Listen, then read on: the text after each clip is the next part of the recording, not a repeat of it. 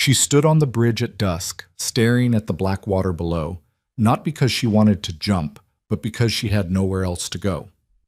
Evelyn Hart had exactly 47 cents left to her name, a dead father's debts hanging over her head, and a fiancé who'd vanished the moment scandal touched her skin. In 3 days, she'd be on the street.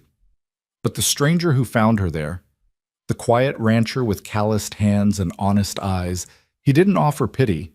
He offered something far more dangerous, a chance to start over. If you want to know how a woman with nothing found everything she never knew she needed, stay with me until the end.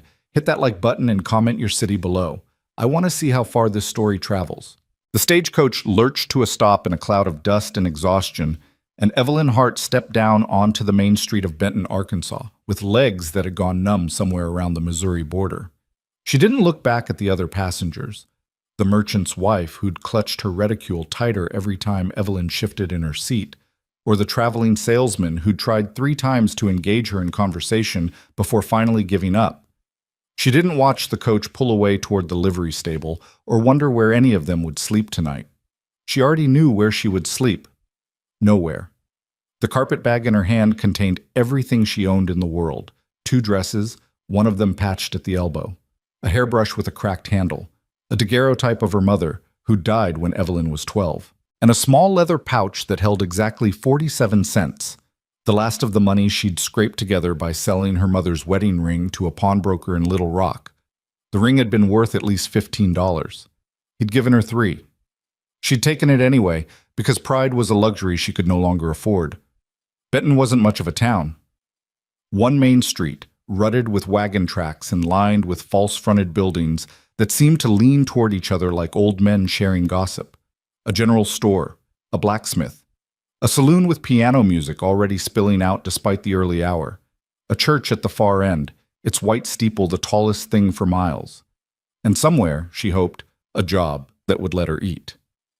Evelyn smoothed down her traveling dress, the better of the two, a faded blue wool that had once been her Sunday best, and started walking.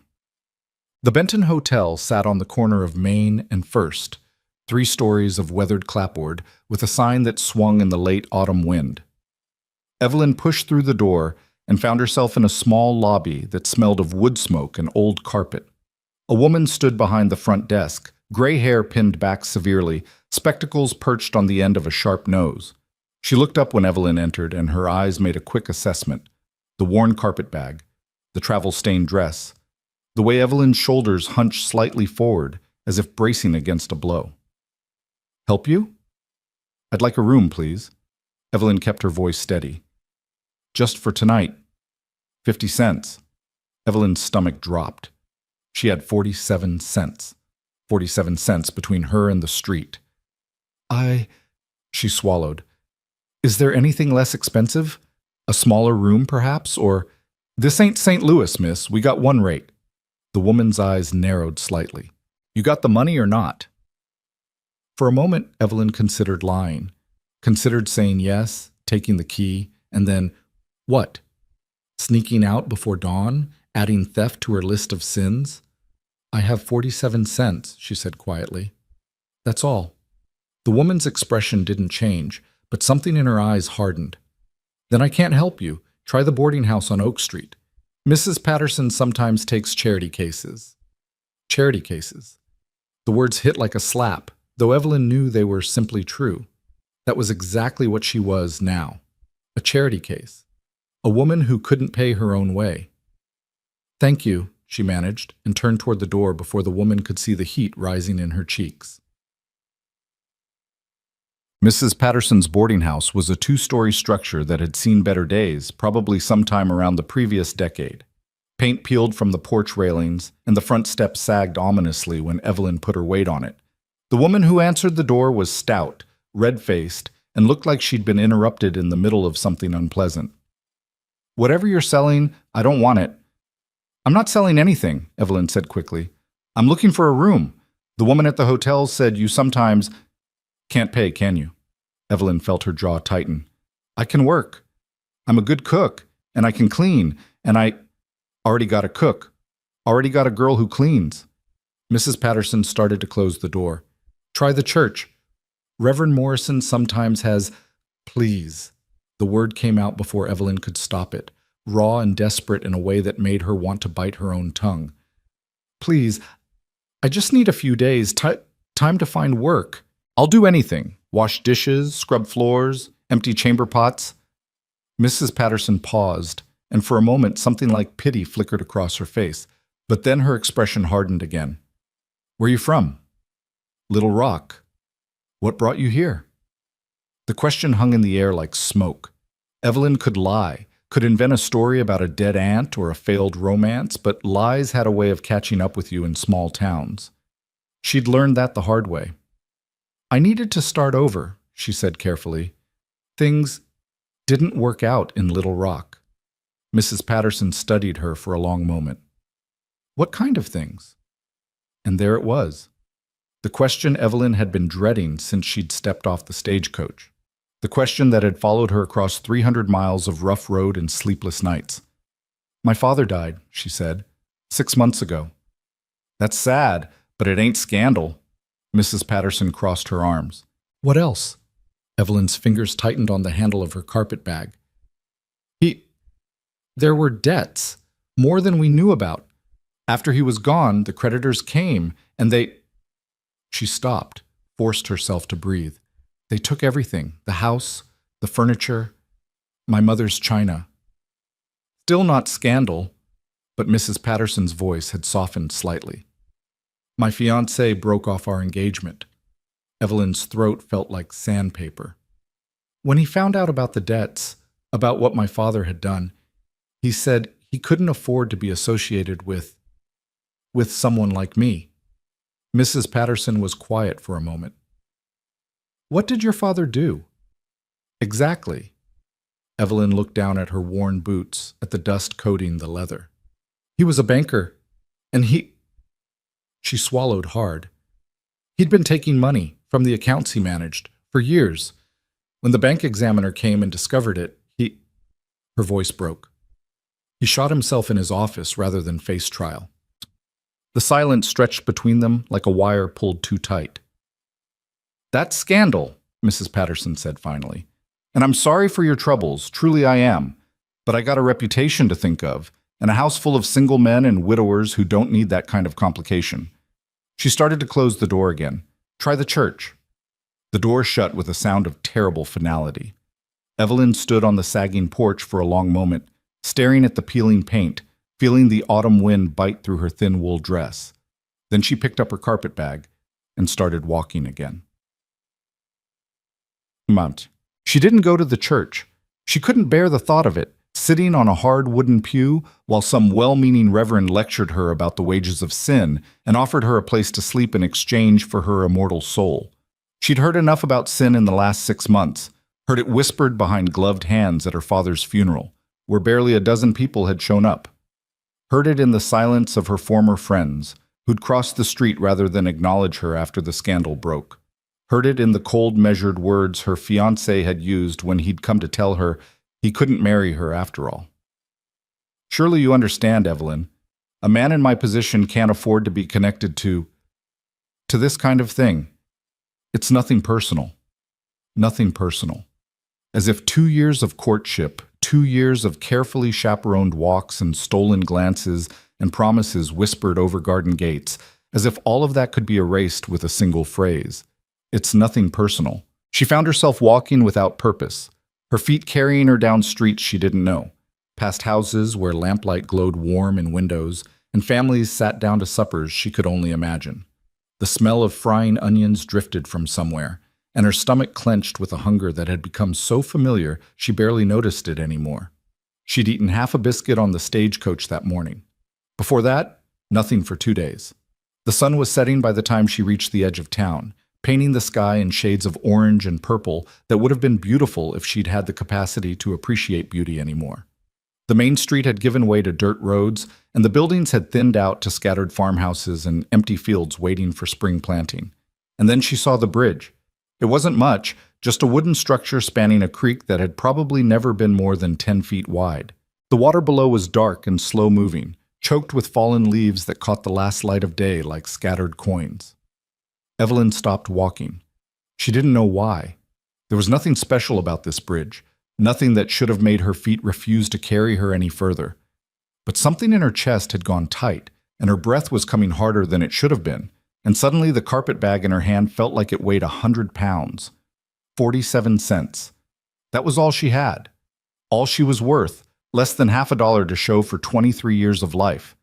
She set the bag down on the wooden planks and walked to the railing.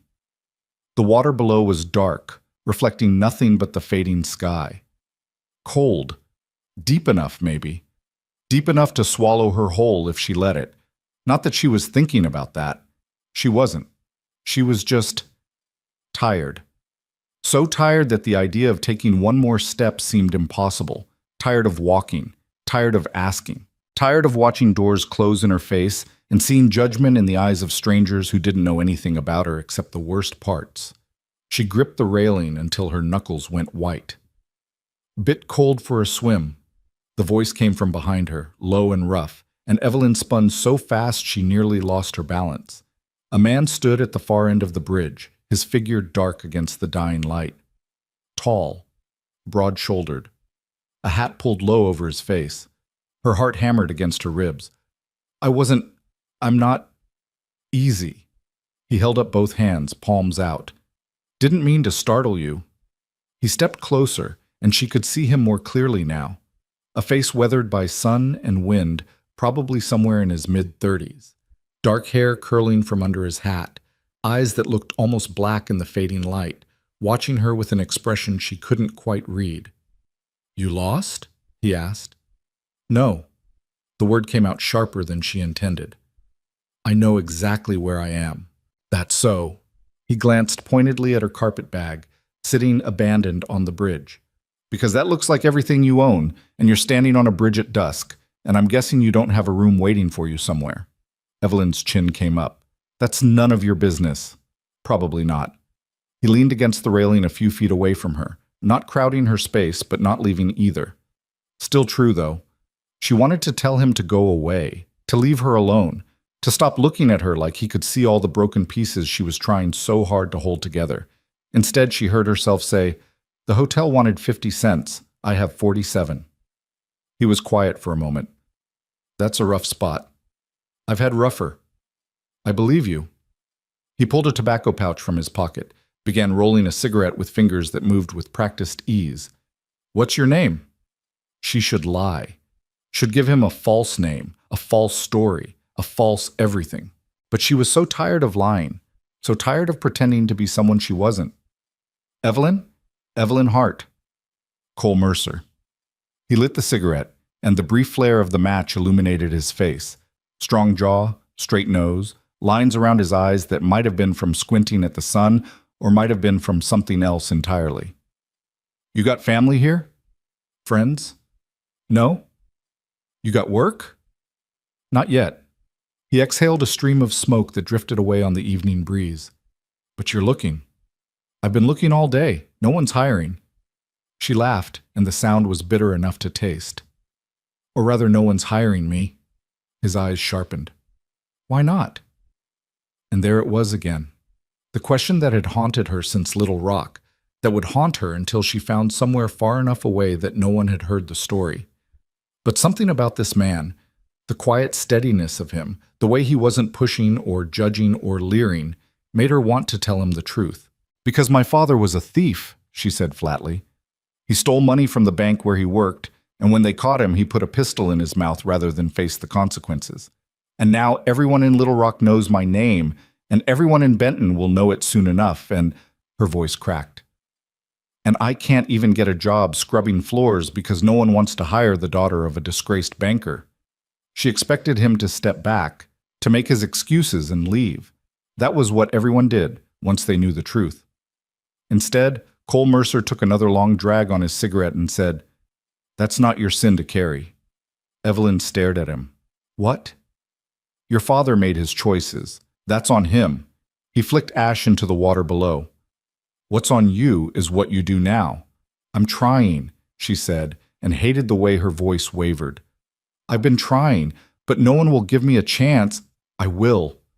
The words hung in the air between them, simple and shocking. I've got a ranch about 5 miles north of here, Cole continued, as if he hadn't just offered a complete stranger a lifeline. The place is called Mercer Creek. 60 head of cattle, a dozen horses, and a house that hasn't seen a proper meal since my mother passed 2 years ago. He looked at her directly, and his eyes weren't black after all. They were dark gray, the color of thunderclouds before a storm. I need a cook. Someone to handle the house, keep the place from falling apart while I'm working the cattle. There's a spare room you could have, private, with a lock on the door. And wages. Real wages, same as I'd pay anyone else. Evelyn's heart was pounding so hard she could hear it in her ears. You don't know me. No. I could be anyone. I could be lying about everything. Could be, he shrugged. But you're not. How do you know that? For the first time, something like a smile flickered across his weathered face. Because a woman who was lying wouldn't have told me the truth about her father. She'd have made up some pretty story about dead relatives and failed romances. Evelyn opened her mouth to respond, but no words came out. The offer stands, Cole said. You don't have to decide tonight, but if you want a place to think it over, there's a boarding house on Oak Street that... She turned me away. Evelyn's voice was barely a whisper. Once she heard about my father. Cole's jaw tightened just slightly. That right. The hotel, too, and the general store wasn't hiring, and the seamstress said she had enough help, and the saloon... She stopped, swallowed. The saloon offered me work, but not the kind I could accept. I imagine not. His voice had gone hard in a way that surprised her. Those sons of... He stopped himself, shook his head. That's a hell of a first day in a new town. I've had worse. You keep saying that. He dropped his cigarette, ground it out under his boot heel. Makes me think you mean it. Evelyn looked at him, this stranger with his rough hands and his quiet voice and his offer that seemed too good to be true. Every instinct she'd developed over the last 6 months screamed at her to run, to refuse, to find some other way, any other way, that didn't involve putting herself at the mercy of a man she didn't know. But there was no other way. That was the cold, hard truth she'd been avoiding all day. She had no money, no references, no skills that anyone seemed to want. And in 3 days, less probably, she'd be hungry enough to take that job at the saloon, the one she couldn't accept. Why? She asked. Why would you help me? Cole was quiet for a long moment. Then he turned to look out at the water, at the last light fading from the sky. And when he spoke, his voice was different, softer, older. Because I know what it looks like, he said, when someone's run out of road. They walked back into town together, Cole carrying her carpet bag despite her protests. The streets were quieter now, shops closing up, families heading home to supper. Evelyn was acutely aware of the glances they drew, the tall rancher and the strange woman with the worn dress and the desperate eyes. There's a place on Cedar Street, Cole said as they walked. The widow Taylor runs it. She's particular about who she takes in, but she's fair. Will she take me? Once she hears, she'll take you. You can't know that. Cole stopped walking and turned to face her. In the lamplight spilling from a nearby window, his face was all planes and shadows, unreadable. Margaret Taylor lost her husband to drink, he said quietly. Lost her son to a gunfight he didn't start. Lost her reputation to people who thought a woman alone was fair game for gossip. He paused. She doesn't judge people by what others say about them. She judges them by what she sees. Evelyn felt something loosen in her chest, just slightly. You know her well? She was my mother's closest friend. It was the first personal thing he'd told her, and somehow it made him seem more real. Not just a stranger who'd appeared from nowhere with an impossible offer, but a man with a history, a family, connections to this town that ran deeper than she could see. All right, she said. I'll stay at Mrs. Taylor's tonight. And tomorrow? She looked at him for a long moment, at his steady eyes and his calloused hands and the patient way he waited for her answer, not pushing, not demanding. Tomorrow, she said. I'll come see your ranch. Optib. The widow Taylor was a small woman with steel gray hair and eyes that had seen too much to be surprised by anything. She took one look at Evelyn standing on her doorstep, glanced at Cole standing behind her, and stepped aside without a word. Guest room's at the top of the stairs, second door on the left, she said. Supper's in 10 minutes if you want it. I can pay, Evelyn started. You can pay when you have money. Mrs. Taylor's voice was matter of fact. For now, you can eat. Evelyn's eyes burned. She blinked hard, refusing to let the tears fall. Thank you. Don't thank me yet. My biscuits are hard as rocks and my gravy's worse. But there was warmth beneath the gruff words. Get yourself settled. I'll call you when it's ready. Cole touched the brim of his hat. I'll be by at 8 tomorrow. That work for you? Evelyn nodded, not trusting her voice. He turned to go, then paused. Miss Hart. Yes? Get some sleep tonight. You look like you haven't had any in a week. He was gone before she could respond, his boots echoing on the wooden porch, then fading into the evening dark. The room at the top of the stairs was small but clean, with a narrow bed covered in a faded quilt, a washstand with a chipped basin, and a window that looked out over a yard just visible in the moonlight. Evelyn set her carpet bag on the floor and sank onto the bed, suddenly so exhausted she could barely keep her eyes open. She should wash, should change out of her traveling clothes, should do something productive with the precious hours she'd been given.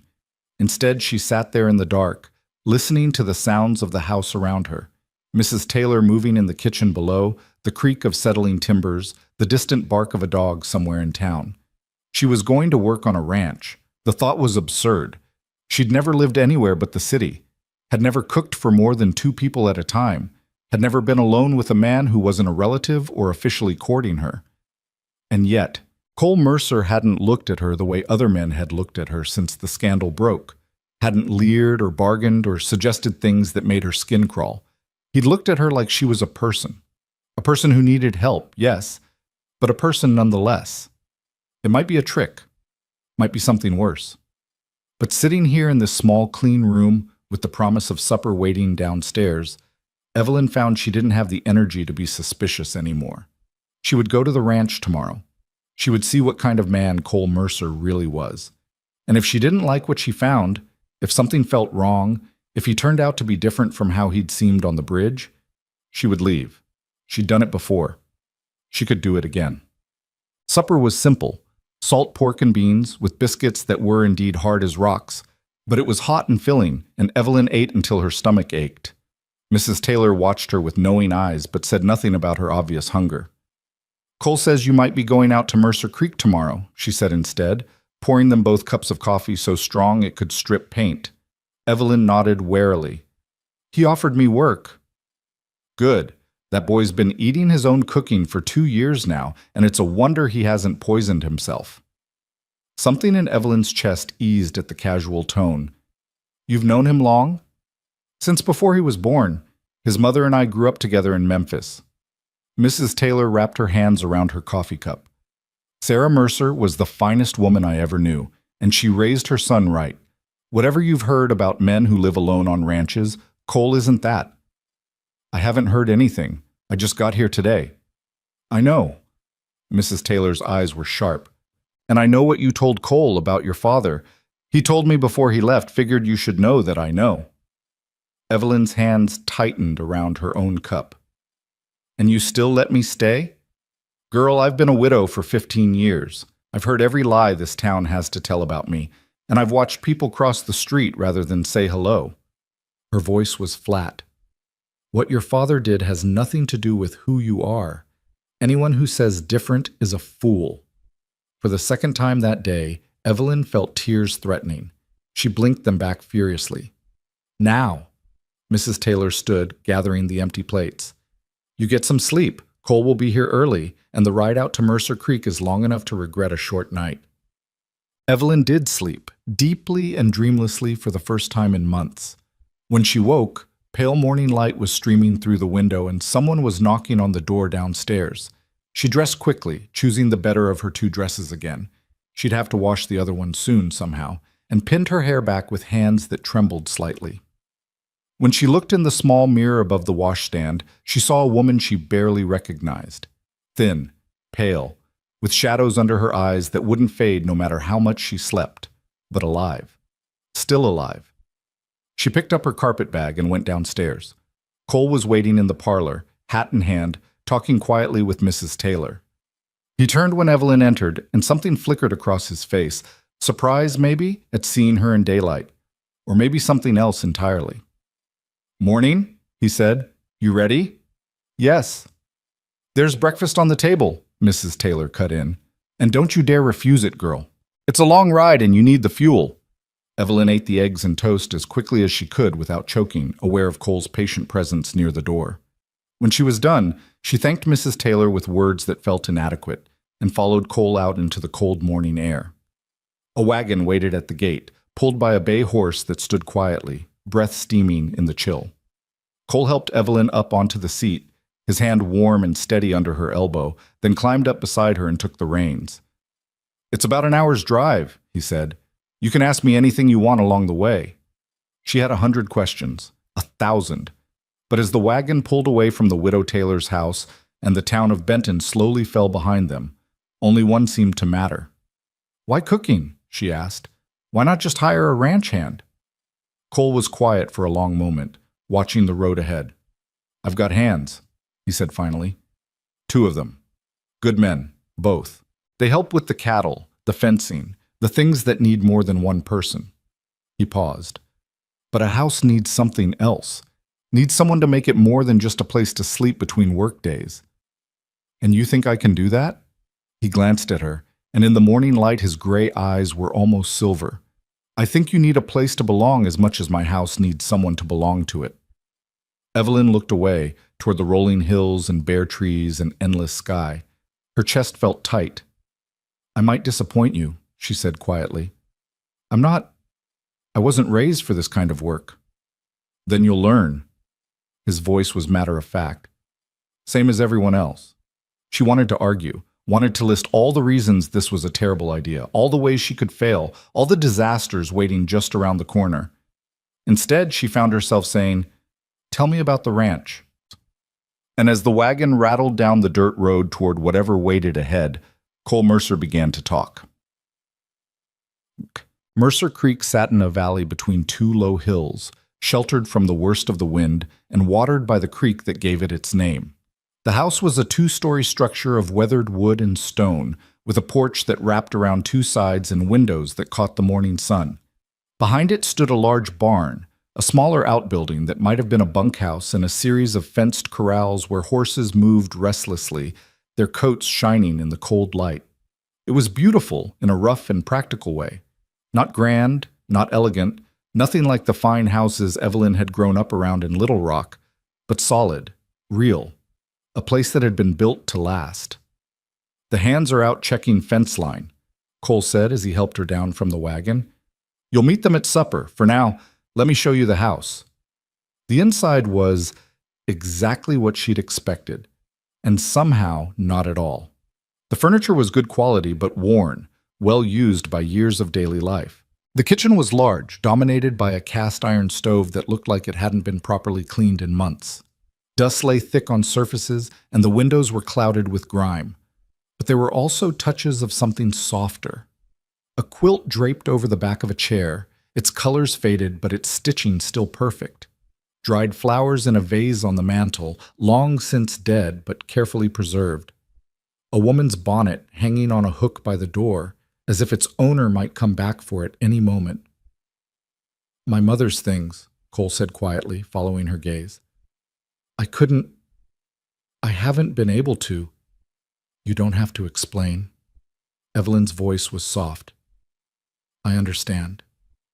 He nodded once, sharply, and moved toward the stairs. "Your room's up here. The lock works. I checked it this morning." The room he showed her was small but clean. Clearly someone had made an effort to prepare it for her arrival.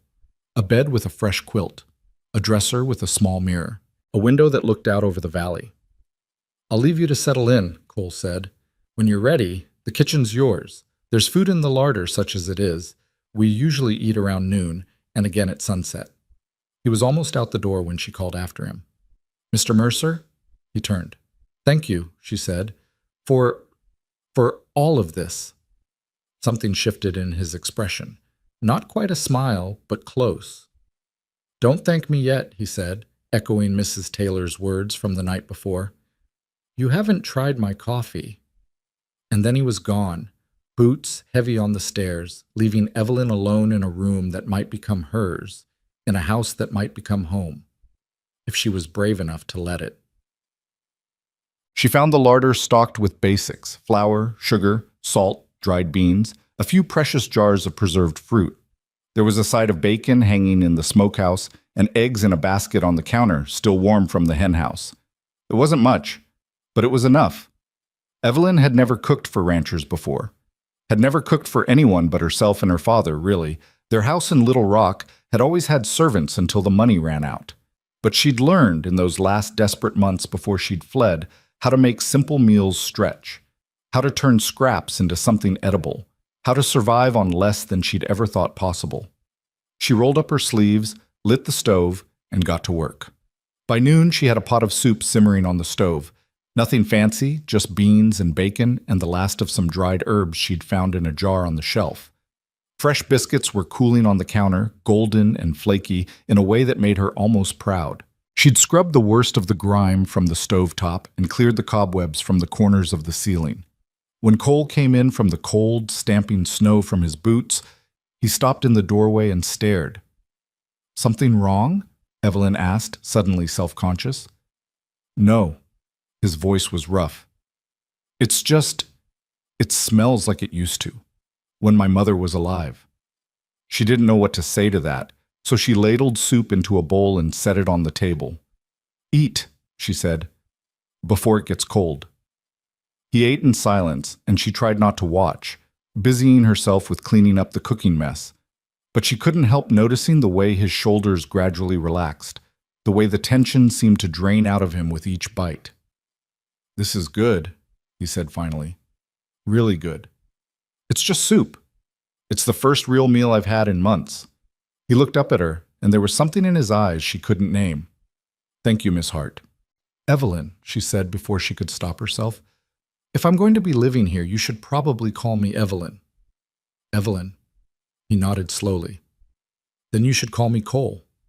It was a small thing, just names, but something in the air between them shifted, became easier, and when he went back out to work, Evelyn found herself humming as she finished cleaning the kitchen. Maybe, just maybe, this could work. The hands came in at sunset, two men as different from each other as night from day. The older one was called Henry, a grizzled man in his 50s with a limp from an old injury and a face like worn leather. The younger was called Sam, barely 20, with quick hands and a quicker smile. They both stopped dead when they saw Evelyn at the stove.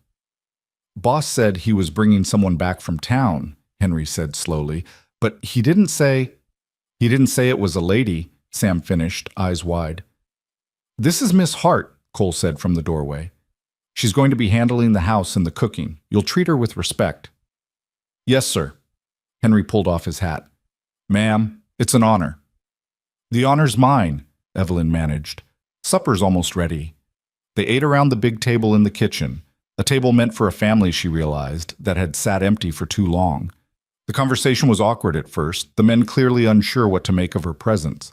But gradually, as the food disappeared and the coffee flowed, something eased. Henry told a story about a stubborn bull who'd gotten himself stuck in a creek bed. Sam laughed and countered with a tale about a runaway horse that had led him 3 miles before he'd caught it. Even Cole smiled, a rare expression that transformed his weathered face into something almost handsome. And Evelyn sat among them, listening, watching, feeling something she hadn't felt in months. She felt like she might actually belong. The days settled into a rhythm. Evelyn woke before dawn, made breakfast, sent the men off to work. She spent her mornings cleaning, organizing, slowly bringing the house back to life.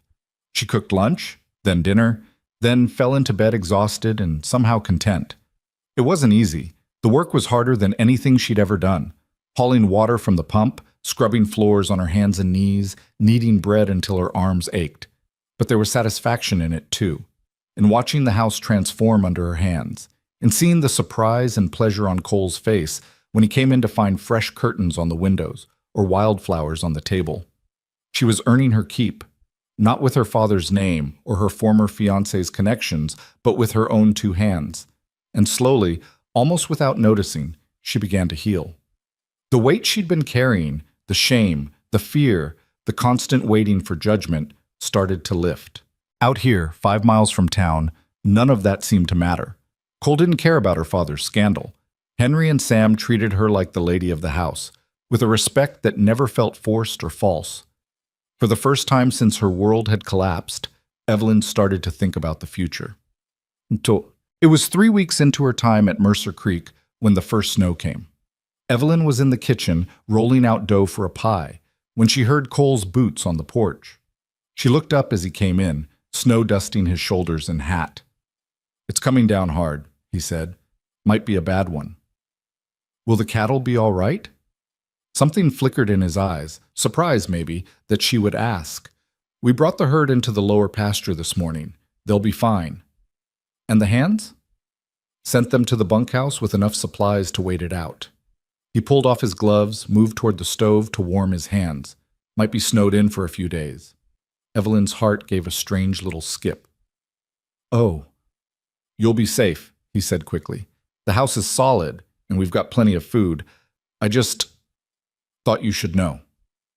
"Thank you for telling me." He nodded, but didn't move. Just stood there by the stove, watching her with those gray eyes that seemed to see more than she wanted anyone to see. "Can I ask you something?" he said finally. Evelyn's hand stilled on the rolling pin. "Of course." "That man, the one who was supposed to marry you." Cole's voice was carefully neutral. "What was his name?" "Thomas." The name felt strange in her mouth, like something she'd almost forgotten. "Thomas Whitmore." "Did you love him?" The question hit her harder than she expected. She'd asked herself that same thing in the dark nights after he'd left, when she'd tried to understand why his abandonment had hurt so much. "I thought I did," she said slowly. "He was kind, handsome, everything a young woman is supposed to want." She paused. "But when the scandal broke, he disappeared so fast I barely had time to blink. And I realized maybe I'd loved the idea of him more than the man himself." Cole was quiet for a long moment. "He was a fool." Evelyn laughed, a bitter sound. "He was smart, actually. Smart enough to get out before my father's disgrace could touch him." "That's not smart." Cole's voice was hard. "That's cowardice." She looked up, startled by the intensity in his tone. He was watching her with an expression she couldn't read, something fierce and protective and almost angry.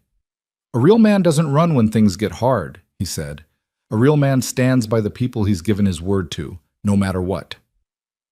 "Maybe there aren't many real men left." "Maybe." He held her gaze. "But there are some." The air between them felt heavy, charged with something Evelyn didn't dare name. She looked away first, back to her pie crust, her cheeks burning. "I should finish this," she said, her voice unsteady, "before the stove cools down." "Right." Cole cleared his throat, stepped back from the fire. "I'll be in the barn if you need anything." He was gone before she could respond, the door closing behind him with a soft click. Evelyn stood alone in the kitchen, her heart pounding, wondering what exactly had just happened, and what it might mean for the days ahead. The storm arrived with a vengeance that night, howling around the corners of the house like something alive and hungry. Evelyn lay in her narrow bed listening to the wind shake the windows in their frames, the snow driving against the glass with a sound like scattered rice. She'd weathered storms before, back in Little Rock, but nothing like this, nothing that made the whole world feel like it was trying to tear itself apart. She couldn't sleep. Every creak of the house settling made her heart jump. Every gust of wind that found its way through the cracks in the walls sent shivers down her spine that had nothing to do with cold. Finally, sometime after midnight, she gave up trying. She wrapped herself in the quilt from her bed and made her way downstairs, moving carefully in the darkness, one hand trailing along the wall to guide her. The kitchen was warmer than her room, the stove still holding heat from the evening's fire. Evelyn added a few logs, stirred the embers until they caught, then filled the kettle and set it to boil. Tea wouldn't solve anything, but it would give her hands something to do. She was reaching for the tea tin when she heard the creak of floorboards behind her. Couldn't sleep either? She spun, nearly dropping the tin. Cole stood in the doorway, his hair mussed from bed, wearing only trousers and an unbuttoned shirt that revealed a strip of bare chest. He looked as tired as she felt. "The wind," she said, aware that her voice sounded strange in the quiet. "It keeps finding ways in. Old house, more gaps than walls some days." He moved past her to the stove, close enough that she caught the scent of him, wood smoke and leather, and something underneath that was simply coal. "You making tea?" "I thought it might help." "Coffee would be better." "At this hour?" He shrugged, a small smile playing at the corner of his mouth. "Ranch hours. Sleep when you can, work when you have to. Coffee helps with both." Evelyn found herself smiling back despite her exhaustion. "Then coffee it is." They moved around each other in the small kitchen, their motions awkward at first but gradually finding a rhythm. Cole ground the beans while Evelyn heated water. She found cups while he located the sugar bowl, half empty and crusted around the edges. "My mother used to do this," he said quietly, watching the coffee drip into the pot. "When the storms came, she'd come down here, make coffee, sit by the stove until dawn." He paused. "Said she liked knowing the house was holding, that we were all safe inside." "She sounds like she was a wonderful woman." "She was." His voice was rough. "Best person I ever knew." Evelyn poured coffee into both cups, her hand steady despite the way her heart was racing. "How long has she been gone?" 2 years this spring." Cole took the cup she offered, wrapped his hands around it like he was drawing warmth from more than just the ceramic. "Pneumonia. It came on fast, took her faster. She was here one day, and then—" He shook his head. "The house hasn't felt right since, like it's waiting for something." Maybe it was waiting for someone to take care of it again. He looked at her over the rim of his cup, and something passed between them, a recognition, a connection that went deeper than words. Maybe it was. They sat at the kitchen table as the storm raged outside, drinking coffee and talking about nothing in particular.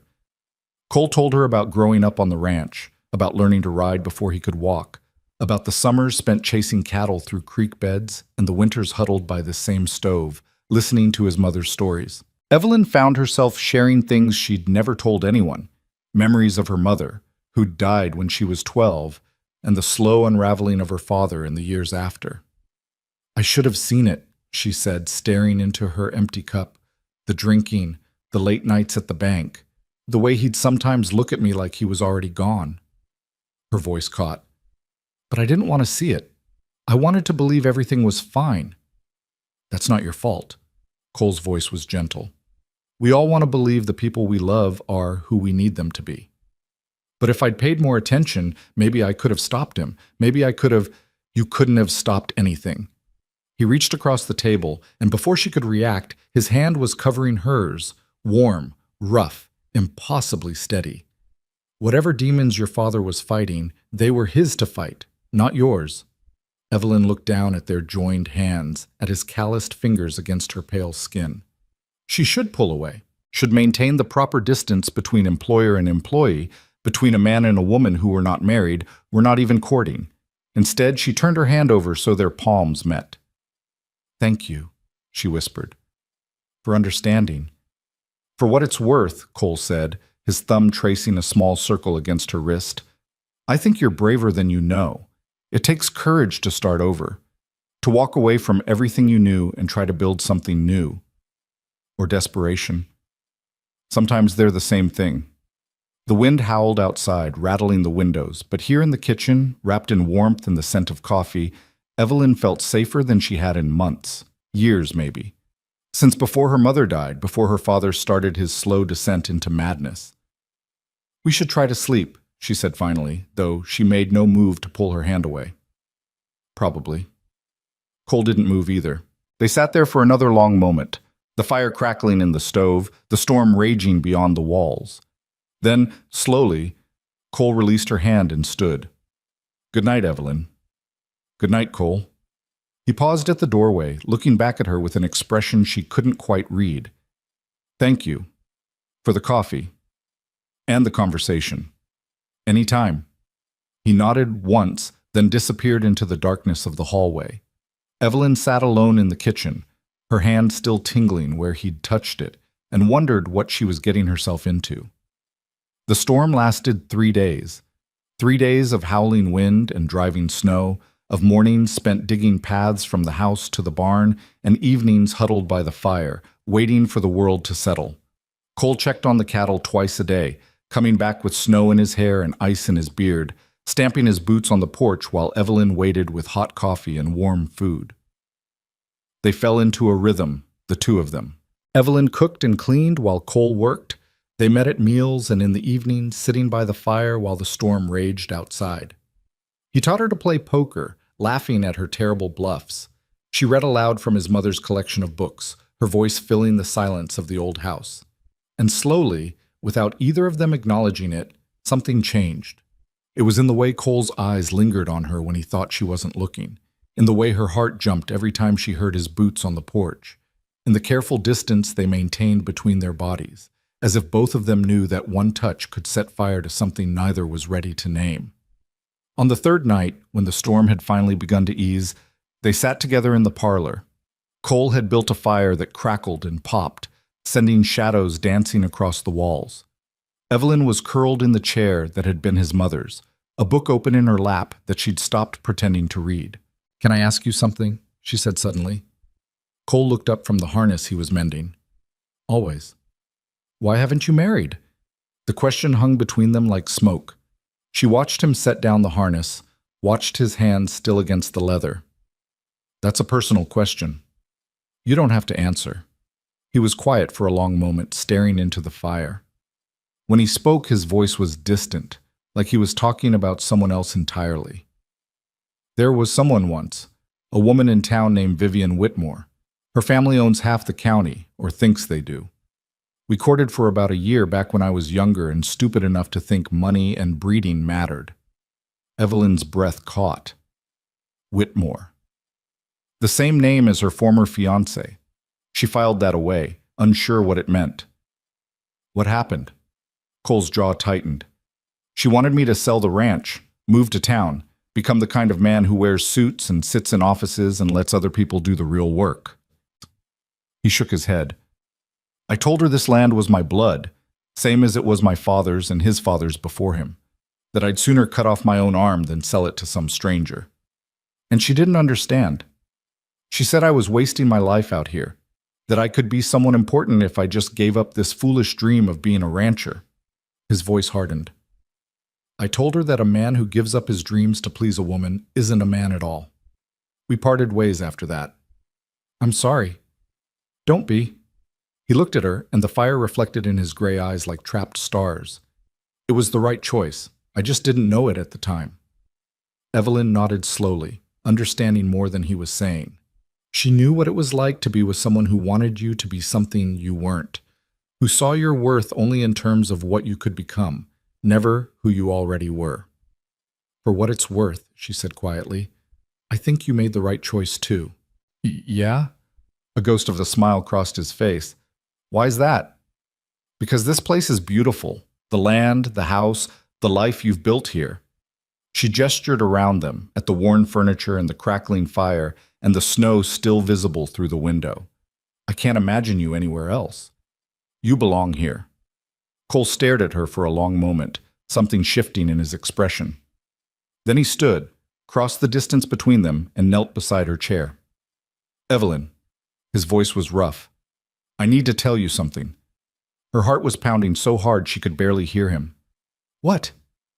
"These past few weeks, having you here, it's changed things, changed me." He reached up and his hand cupped her cheek, his thumb brushing away a tear she hadn't realized she'd shed. "I didn't bring you here looking for anything. I just wanted to help. But somewhere along the way I started wanting more."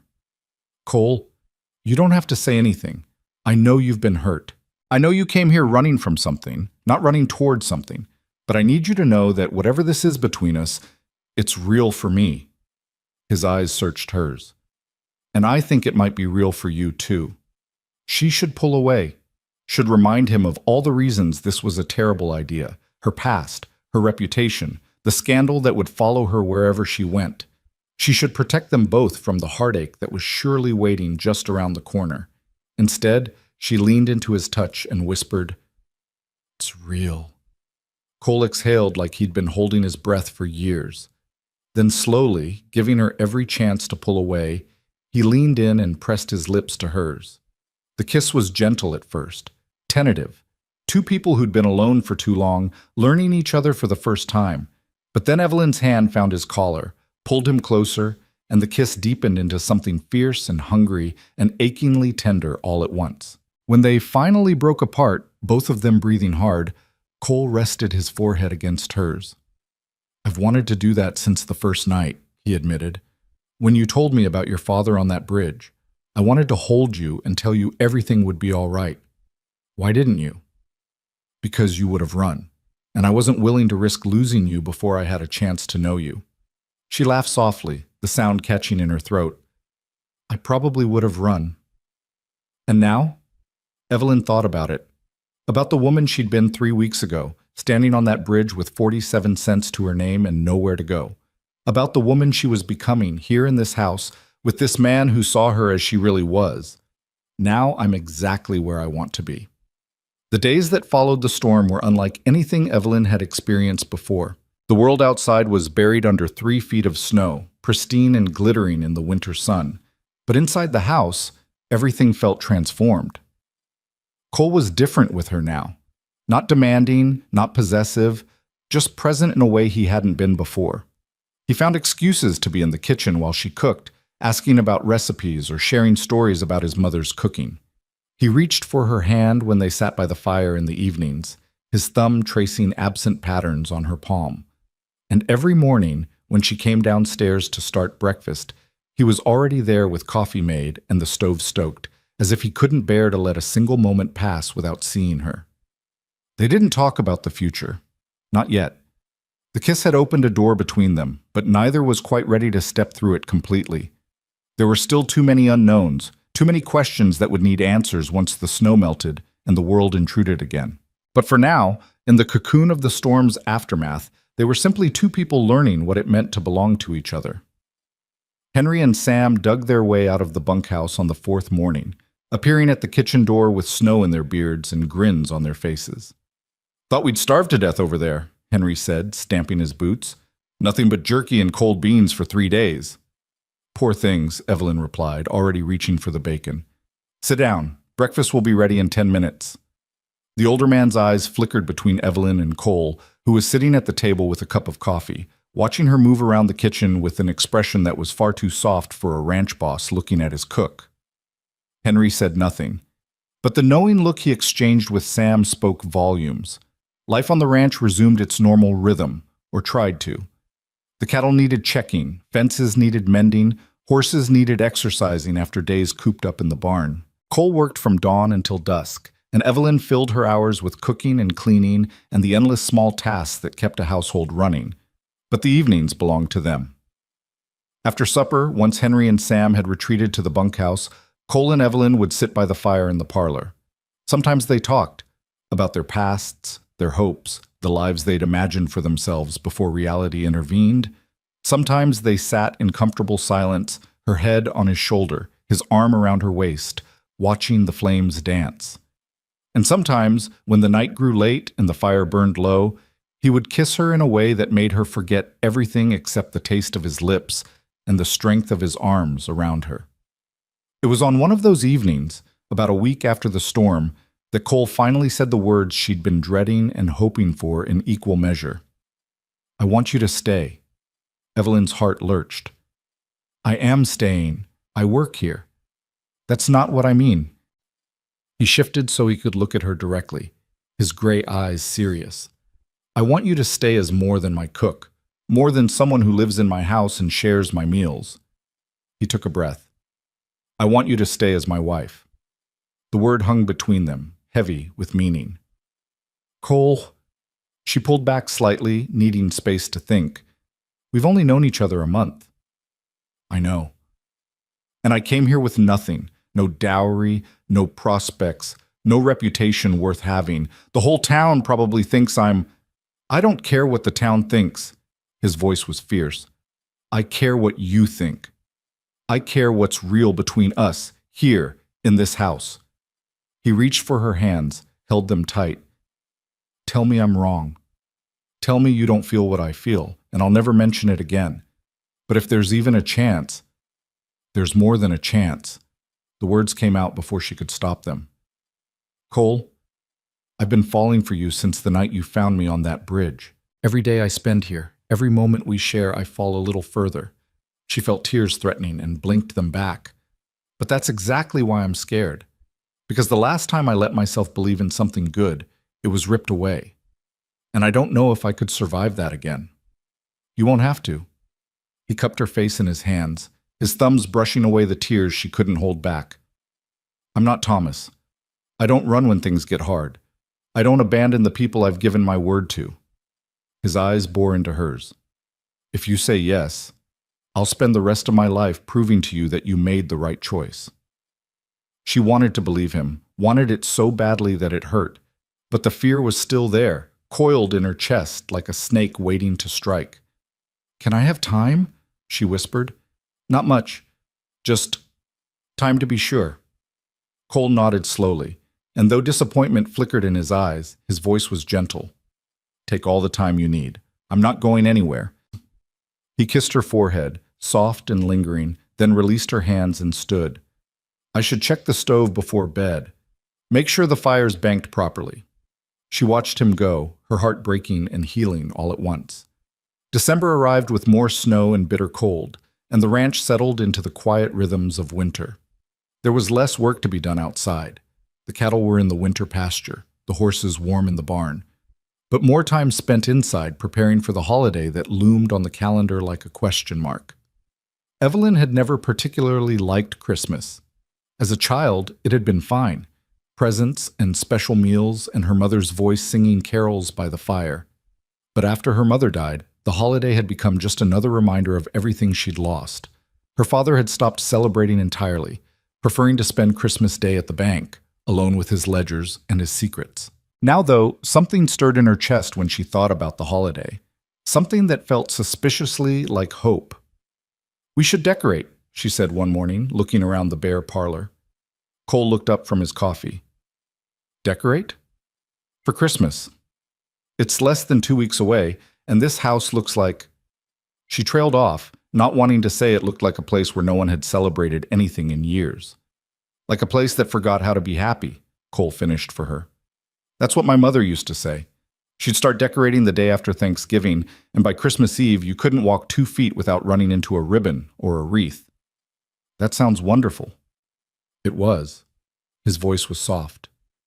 I haven't done any of it since she died. Couldn't bring myself to. Evelyn crossed the kitchen, knelt beside his chair.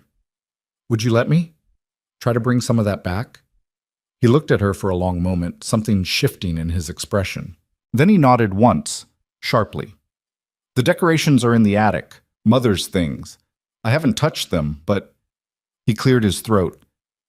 If you want to use them, you can. Are you sure? She would have liked you. The words came out rough, like they'd been scraped from somewhere deep inside him. She would have wanted the house to feel like a home again. Evelyn spent the next week transforming the ranch house. She found the boxes in the attic just where Cole had said they'd be.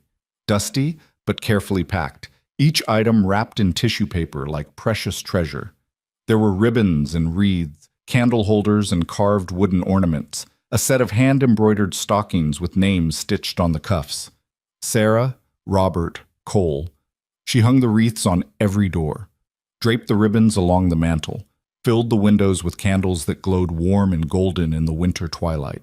The ornaments went on a small pine tree that Henry and Sam cut from the ridge behind the barn, carried inside with much cursing and laughter, and set up in the corner of the parlor where it could be seen from both the kitchen and the fire. Cole said nothing as he watched the transformation, but she caught him sometimes, standing in doorways, looking at the decorations with an expression that was equal parts pain and wonder. On Christmas Eve, she hung the stockings from the mantel. You should take hers down, Cole said quietly. My mother's. It doesn't seem right. I think it's exactly right. Evelyn smoothed the fabric, traced the careful stitching. She was here. She matters, and the people we love don't stop being part of our lives, just because they're gone. Cole was silent for so long that she thought she'd said the wrong thing, but when she turned to look at him, his eyes were bright with unshed tears. Thank you, he said roughly. for understanding. They ate dinner that night by candlelight, roast chicken with root vegetables, fresh bread, a pie made from the last of the preserved apples. Henry and Sam had been invited to join them, and the kitchen was full of warmth and laughter and stories that grew taller with each telling. After the hands had gone back to the bunkhouse, stuffed full and slightly drunk on the whiskey Cole had produced for the occasion, Evelyn and Cole sat together by the fire. The tree sparkled in the corner, and the stockings hung empty on the mantel, waiting for morning. "I've been thinking," Evelyn said quietly. Cole's arm tightened around her shoulders. "About what I asked you?" "Yes." She felt him tense, bracing for disappointment. It made her heart ache, knowing that he expected rejection, that somewhere deep down, this strong, steady man believed she might still leave. "I came here with nothing," she said slowly, choosing her words with care. "Less than nothing, really. A dead father's debts, and a broken engagement, and a reputation that follows me like a shadow. I had no right to hope for anything good. No reason to believe anyone would ever look at me and see anything worth having. Evelyn, let me finish." She turned to face him, took both his hands in hers. "You offered me shelter when I had nowhere to go, work when no one else would hire me, a home when I'd forgotten what that word even meant." Her voice broke. "And then you offered me your heart, and I was so scared to take it because I didn't believe I deserved it. You do." His voice was fierce. "You deserve everything." "I'm starting to believe that." She smiled through tears. "Because of you. Because every day you show me what it looks like when someone loves without conditions, when someone stays." Cole's hands tightened on hers. "Evelyn, what are you saying?" She took a deep breath, let it out slowly. "I'm saying yes." For a moment, he didn't move, didn't breathe, just stared at her like he couldn't quite believe what he'd heard. "Yes?" he repeated. "Yes." She laughed, the sound bright and strange in the quiet room. "I'll marry you, Cole Mercer. I'll stay here on this ranch, in this house, with you, for as long as you'll have me." He pulled her into his arms so fast she gasped. His mouth found hers in a kiss that was desperate and tender and full of everything they hadn't been able to say. "Forever," he murmured against her lips. "I'll have you forever." They sat tangled together on the floor by the fire, laughing and crying and kissing until both of them were breathless. Outside, snow began to fall again, soft and silent, blanketing the world in white. It was, Evelyn thought, the best Christmas she'd ever had. The new year dawned cold and bright, and with it came changes that seemed to multiply with each passing day. Cole rode into town the week after Christmas and returned with a ring, a simple gold band with a small blue stone that caught the light like captured sky. "It was my mother's," he said as he slipped it on her finger. "She told me once to save it for the woman who made this house feel like home again." Evelyn's eyes blurred with tears. "It's perfect. You're perfect." He kissed her, soft and slow. "And now it's official. You're going to be my wife." The word still made her heart skip. Wife. She'd given up on that word, buried it along with all the other dreams that had died when her world collapsed. Now it rose again, bright and new and full of promise. They set the wedding for spring, early April, when the snow would be melted and the wildflowers would be blooming in the meadows. Evelyn wrote to Mrs. Taylor, asking if she would stand as witness, and received a reply within the week. She would be honored, and she was already planning the wedding supper. The news spread through Benton like wildfire. Cole Mercer, the bachelor rancher who'd refused every match the town's ambitious mothers had tried to arrange, finally engaged. And to a stranger, no less. A woman who'd appeared out of nowhere just a few months ago, with nothing but a carpetbag and a troubled past. Some people were kind about it. The shopkeeper's wife smiled warmly when Evelyn came to town for supplies, asked about wedding plans, offered the use of her own veil. The Reverend stopped by the ranch to offer his congratulations and discuss the ceremony. Even the hotel clerk who'd turned her away that first night managed a grudging nod of acknowledgement. But not everyone was pleased. The whisper started in late January. Small things at first, a pointed comment here, a turn back there. Evelyn noticed but tried to ignore it, focusing instead on the warmth of Cole's love and the promise of their future together. Then the letters began. The first one appeared in the post office box Cole kept in town. No return address. Just a single sheet of paper with words cut from newspapers and pasted together. Does he know what you really are? Cole found it when he went to pick up the mail. He brought it home, showed it to Evelyn, watched her face go pale as she read it. Probably just someone's idea of a joke, he said, though his jaw was tight. People can be cruel. Or someone who knows. Evelyn's voice was barely a whisper. Someone who knows about my father, about what happened in Little Rock. Even if they do, it doesn't change anything. He took the letter from her shaking hands, crumpled it, tossed it in the fire. You hear me? It doesn't change a single thing. She wanted to believe him, tried to believe him, but the fear that had been dormant for months stirred in her chest, opening one eye, waiting. The second letter came a week later. Same cutout words, same anonymous malice. The rancher's bride has dirty secrets. The third arrived 3 days after that. Ask her about her father, the thief. Cole burned them all, his face growing darker with each one, but the damage was already done. Evelyn could see it in the way certain people in town looked at her now, not with warmth or welcome, but with curiosity and something darker. Suspicion. Judgment. The past she'd tried so hard to outrun was catching up with her. It was mid-February when the truth finally broke loose, and it came from the last person Evelyn expected. She was in the general store picking up flour and sugar for the week's baking when the door swung open and a woman walked in. Tall, elegant, dressed in clothes that probably cost more than Evelyn had earned in her entire life. Dark hair swept up under a hat adorned with feathers and silk flowers. Eyes the color of ice, fixed on Evelyn with an expression of pure contempt. So, the woman said, her voice carrying across the small store, you're the one who's managed to trap Cole Mercer. Evelyn's spine stiffened. I beg your pardon? Don't play innocent with me. The woman advanced, her silk skirts rustling with each step. I know exactly who you are, Evelyn Hart. Daughter of Marcus Hart, the disgraced banker who stole from his clients for years before taking the coward's way out. She smiled, and there was no warmth in it. Did you think you could run far enough to escape that? The store had gone silent. Evelyn could feel the eyes of every customer, every clerk, fixed on her. Her heart was pounding so hard she could barely breathe. I don't know who you are, she managed, but you have no right. I have every right. The woman's chin lifted. I'm Vivian Whitmore. Cole and I were practically engaged before you showed up and poisoned his mind against me. Whitmore. The name hit Evelyn like a physical blow. The same name as Thomas, her former fiancé. The same family that had abandoned her when she needed them most. We were never engaged, Evelyn said slowly. Cole told me about you. You wanted him to give up his ranch, to become someone he's not. Something flickered in Vivian's eyes. Surprise, maybe, that Cole had shared their history, but it was quickly masked by fresh contempt. Cole was young and foolish then. He didn't understand what I was offering him. Her voice hardened. But he's about to make an even bigger mistake now, and I won't let that happen, not while I still have a chance to save him.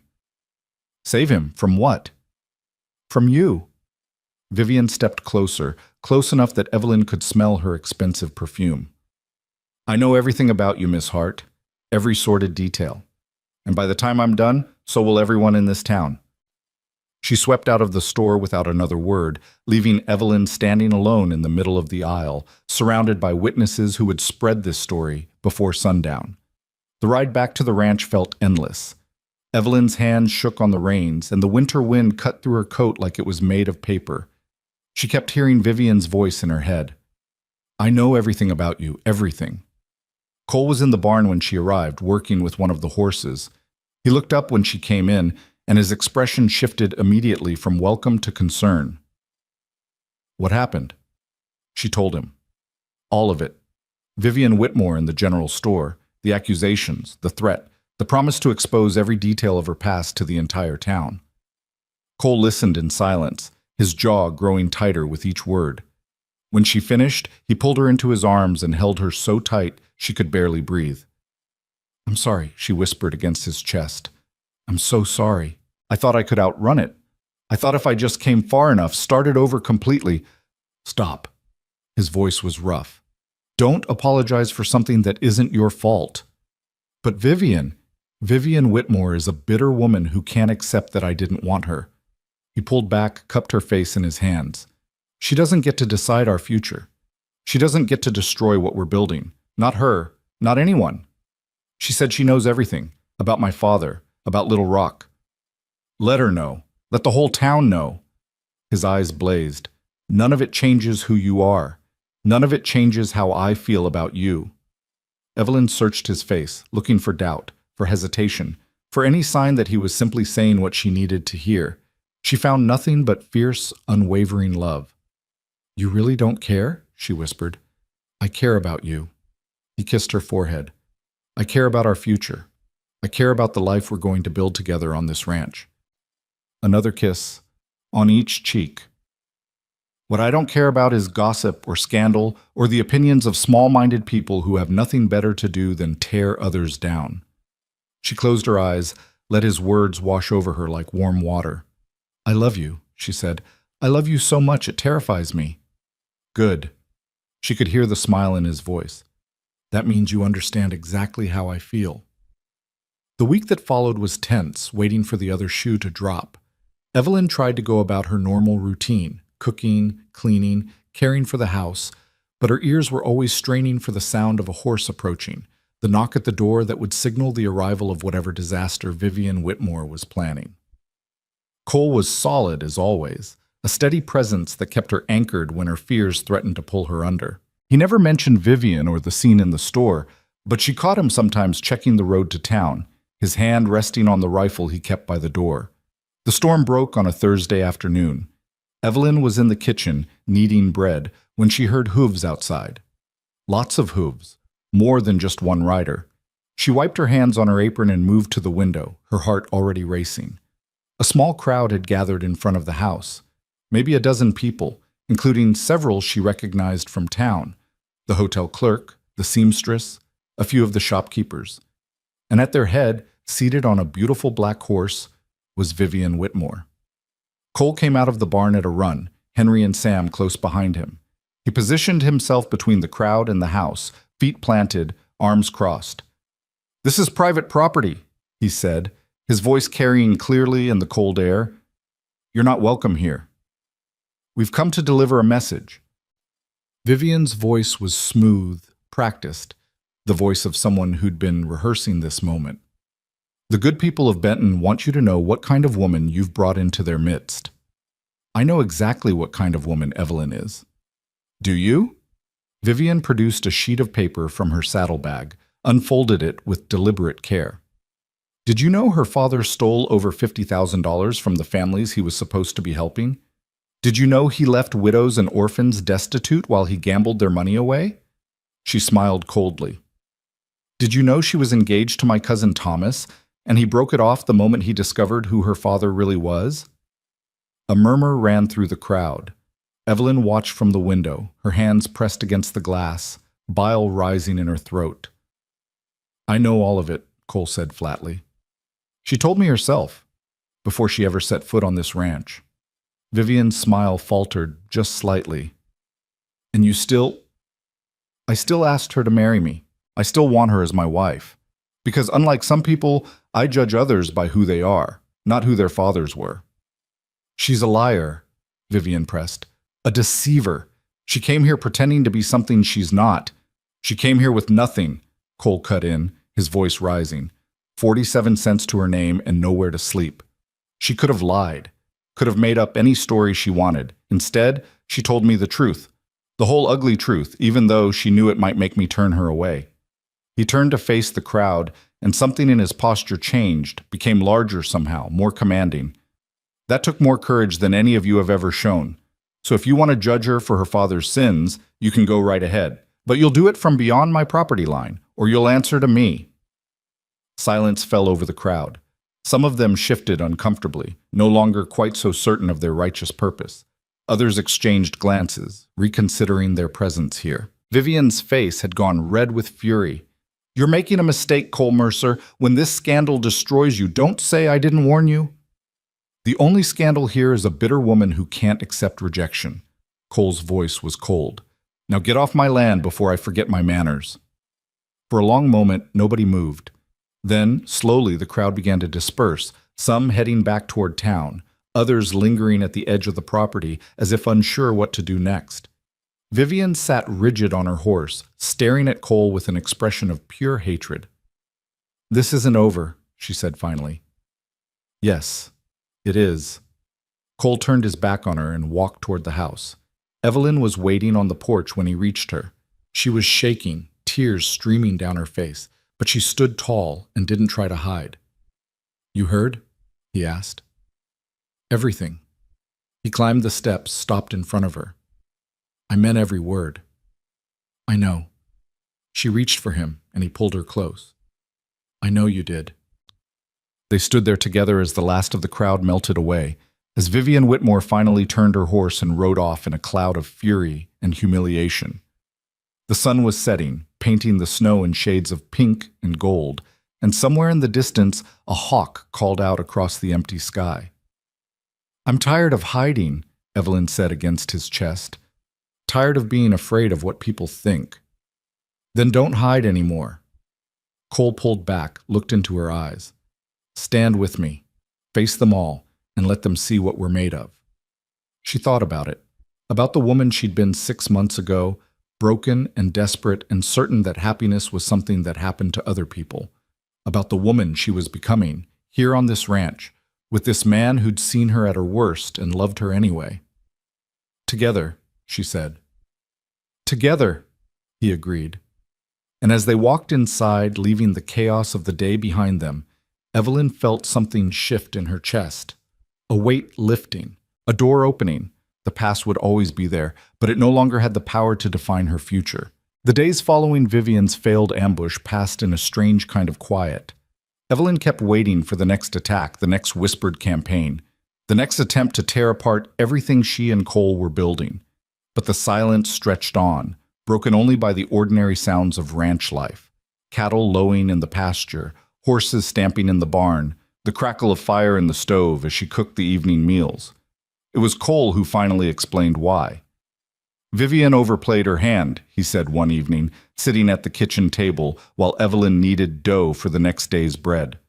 "She thought the town would rally behind her, run you out on a rail. Instead, she just reminded everyone why they never liked her in the first place." Evelyn paused, flour dusting her wrists. "What do you mean?" "The Whitmores have been looking down on this town for generations, taking land, buying up debts, treating everyone like servants." Cole's jaw tightened. "When Vivian showed up at our gate with her little mob, half of them were there because they were scared of what she'd do if they refused, not because they actually cared about your father's sins. And now? Now they've seen that standing up to her doesn't mean the sky falls down." He reached for her hand, pulled it to his lips despite the flour. "You've got more allies than you know, Evelyn. People who respect courage when they see it." She wanted to believe him, wanted it desperately, but the fear was still there, coiled somewhere deep in her chest, whispering that this peace was temporary, that something worse was coming. She just didn't know what. February gave way to March, and with it came the first hints of spring. The snow began to melt, revealing patches of brown earth that would soon turn green. The creek swelled with runoff, rushing past the ranch in a torrent of muddy water and ice chunks. The cattle grew restless, sensing the change in the air, and Cole and the hand spent long days moving them to higher ground before the flooding could reach the lower pastures. Evelyn threw herself into wedding preparations with a fervor that surprised even her. She altered one of her dresses, the better one, the blue wool, adding lace from a bolt she found in Sarah Mercer's sewing basket. She practiced baking a wedding cake until she could do it perfectly, the layers rising high and even, the frosting smooth as silk. She wrote out invitations in her careful hand, addressed them to the few people in town who had shown her kindness: Mrs. Taylor, the shopkeeper's wife, the Reverend and his family. She did not invite Vivian Whitmore, but she suspected Vivian would find a way to attend anyway. It was on a Thursday afternoon in mid-March that Mrs. Taylor rode out to the ranch with news that would change everything. Evelyn was hanging laundry on the line behind the house when she heard the wagon approaching. She shaded her eyes against the spring sun and watched as the older woman climbed down, her face tight with something that might have been anger or might have been fear. "Mrs. Taylor, is everything all right?" "Inside," Mrs. Taylor said shortly. "We need to talk. All of us." Cole was in the barn when Evelyn found him, brushing down one of the horses after a long morning's ride. He looked up at her expression, set down the brush without a word, and followed her back to the house. They gathered around the kitchen table: Cole, Evelyn, Mrs. Taylor, even Henry and Sam, who'd been called in from the fields. The older woman accepted a cup of coffee but didn't drink it, just wrapped her hands around it like she needed something to hold on to. "There's talk in town," she said finally. "Bad talk. Worse than before." Cole's jaw tightened. "What kind of talk?" "Vivian's been busy." "Mrs." Taylor's voice was flat. "She's been writing letters. To Little Rock, to the banks there, to anyone who might have known Evelyn's father." She paused. "And she found something." Evelyn's blood ran cold. "What did she find?" "Apparently, your father's debts weren't fully settled when he died. There was money still owed, a lot of money, and the creditors never recovered it." Mrs. Taylor looked at her with something like pity. "Vivian's claiming that you knew where the money was, that you came here to hide from the people your father stole from, that you're not just the daughter of a thief, you're a thief yourself." The kitchen went silent. Evelyn felt the color drain from her face, felt her hands start to shake in a way she couldn't control. "That's a lie," she whispered. "I didn't know anything about the money. I didn't even know the debts existed until after he died." "I believe you." Mrs. Taylor's voice softened. "But Vivian's been convincing. She's got people in town asking questions, wondering if maybe there's truth to it." "There isn't." Cole's voice was hard as iron. "Evelyn came here with 47 cents. If she'd known where her father's stolen money was, don't you think she would have used it?" "That's logic." Mrs. Taylor shook her head. "But logic doesn't always win against a good story, and Vivian's telling one hell of a story." Evelyn pushed back from the table, walked to the window, stared out at the pastures without seeing them.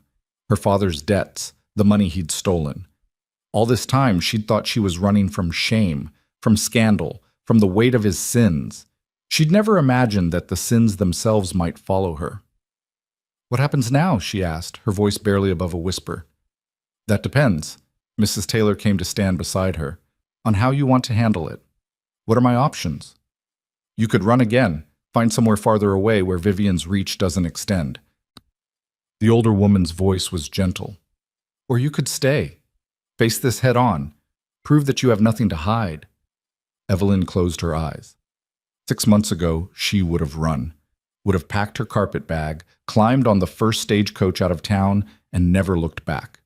Running was what she knew. Running was safe. But running meant leaving Cole, leaving the ranch, the house, the life she'd started to build, leaving the first place that had ever felt like home. "I'm not running," she said, opening her eyes. "Not this time." She turned to face the room, saw Cole watching her with an expression of fierce pride, saw Henry and Sam exchanging glances, their weathered faces set with determination, saw Mrs. Taylor nod slowly, as if she'd expected nothing less. "Then we fight," Cole said, "together." The next weeks were a flurry of activity. Cole rode into Little Rock himself, spent 3 days tracking down records and talking to anyone who remembered the Hart family and their fall from grace. He came back with a stack of papers and a grim expression. "Your father's debts were settled," he said, spreading the documents across the kitchen table. "The bank seized everything, the house, the furniture, the investments. By the time the creditors were done, there was nothing left. Nothing hidden, nothing missing."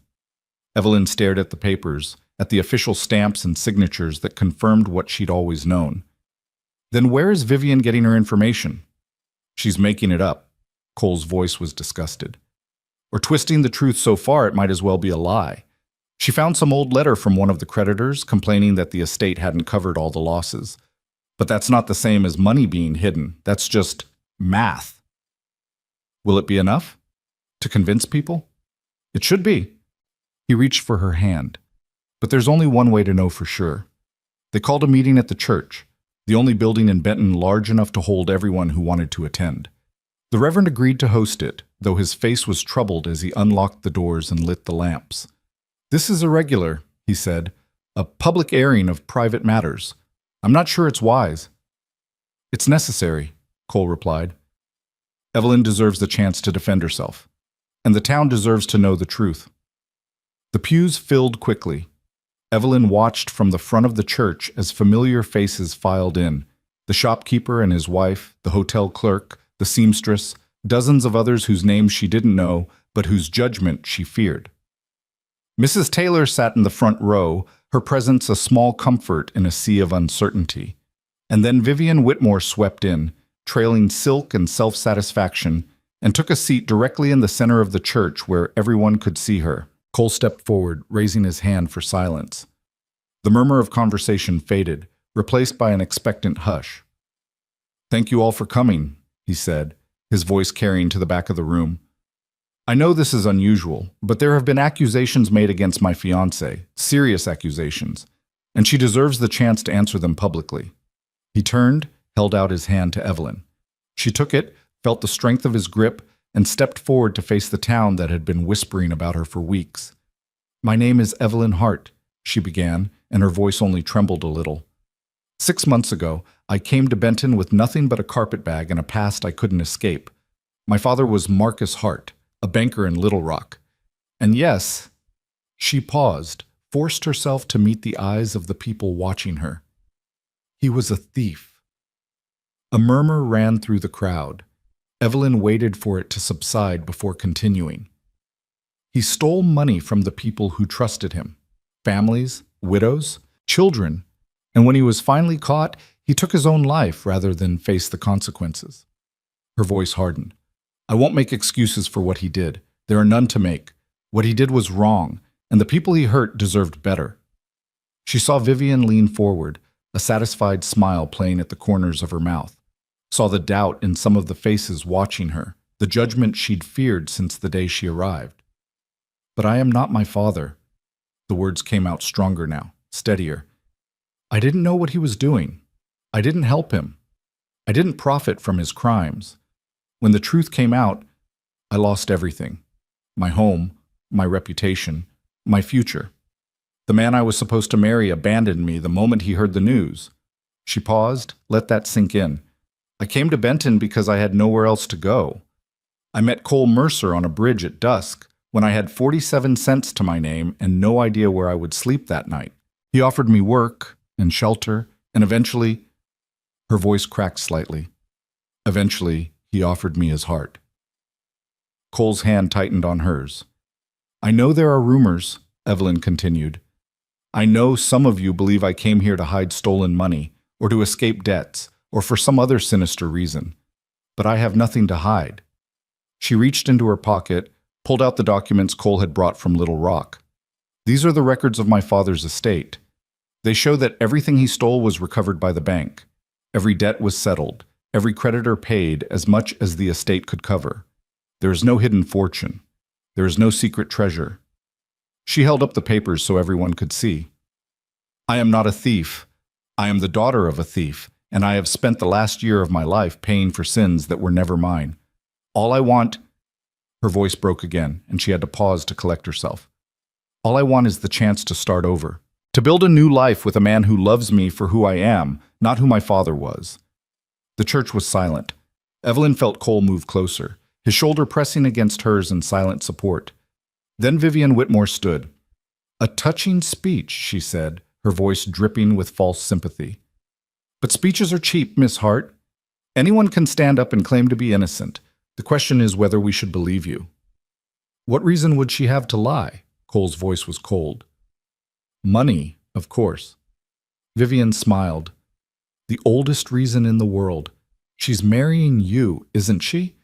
A rancher with land and cattle and a house that's been in your family for generations. Quite a step up from 47 cents and a carpetbag. She didn't know anything about my ranch when she agreed to work for me." "So she says." Vivian turned to address the crowd. "But consider this. A woman arrives in town with nothing, worms her way into a wealthy bachelor's household, and within a few months, she's wearing his mother's ring." Her eyes glittered. "You have to admit it's quite a coincidence." The murmur that ran through the crowd this time was darker, more uncertain. Evelyn saw some of the faces that had been softening harden again, doubt creeping back into their eyes. "That's enough!" Mrs. Taylor's voice cut through the noise like a blade. The older woman stood, her spine straight, her eyes blazing with a fury Evelyn had never seen before. "Margaret, this isn't your concern," Vivian began. "The hell it isn't." Mrs. Taylor stepped into the aisle, facing Vivian directly. "I've known you since you were a spoiled child throwing tantrums when you didn't get your way, Vivian Whitmore. And I've watched you grow into a spoiled woman who does the same thing." A ripple of surprise went through the crowd. No one spoke to the Whitmores like that. "You didn't come here seeking justice," Mrs. Taylor continued. "You came here seeking revenge. Because Cole rejected you years ago, and you've never forgiven him for it. That's not... I was there." The older woman's voice rose. "I was there when you told him he was wasting his life on that ranch. When you demanded he sell his family's land and move to town to become the kind of man you thought you deserved. And I was there when he told you no." Vivian's face had gone red. "This has nothing to do with... It has everything to do with it." Mrs. Taylor turned to address the crowd. "Vivian Whitmore has spent years trying to punish Cole for refusing her. She's spread rumors, blocked business deals, done everything in her power to make his life difficult. And now she sees a chance to destroy the woman he loves, and she's seized it with both hands." The church had gone very quiet. "I've known Evelyn Hart for 5 months," Mrs. Taylor said. "I gave her a room when she had nowhere to sleep, and I've watched her build a life from nothing. She's honest, hardworking, and kind. 3 things Vivian Whitmore wouldn't recognize if they bit her on the nose." A few people actually laughed at that. Vivian's face went from red to white. "I believe her," Mrs. Taylor continued. "And I believe that anyone with eyes can see the difference between a woman running from her past and a woman trying to build a future." She looked around the room, meeting eyes, challenging anyone to disagree. "The question is, what kind of town do we want to be? One that judges people by their father's sins, or one that gives people a chance to prove who they really are?" The silence stretched for a long moment. Then, slowly, the shopkeeper's wife stood. "I believe her too," she said. "She's been nothing but courteous since she arrived. Always pays her bills, always has a kind word. That's more than I can say for some people in this room." Another woman stood, then a man, then another and another, until nearly half the church was on its feet, their presence a silent testament to something that felt almost like support. Vivian looked around the room, her face a mask of fury and disbelief. For a moment, Evelyn thought she might say something else, might launch another attack, might double down on her accusations. Instead, she gathered her skirts and swept toward the door. "You'll regret this," she hissed as she passed Evelyn. "All of you will regret this." The door slammed behind her, and the tension in the room broke like a fever. That night, back at the ranch, Evelyn sat on the porch watching the stars come out. Cole was beside her, his arm around her shoulders, both of them wrapped in a quilt against the March chill. "I didn't expect that," she said quietly. "The people standing up for you?" "Any of it." She leaned into him, felt the solid warmth of his body. "I thought they'd believe her. I thought I'd have to run again." "I told you." His voice was soft. "You've got more allies than you know." "Because of Mrs. Taylor." "Because of you." He turned her face toward him, his fingers gentle under her chin. "Margaret Taylor doesn't defend people unless she believes in them. She believed in you because you gave her reason to." Evelyn closed her eyes against the sudden sting of tears. "I've spent so long expecting the worst, waiting for people to turn on me. I know. It's hard to trust, hard to believe that things might actually work out. I know that too." He kissed her forehead, soft and slow. "But you don't have to do it alone anymore. Whatever comes next, we'll face it together."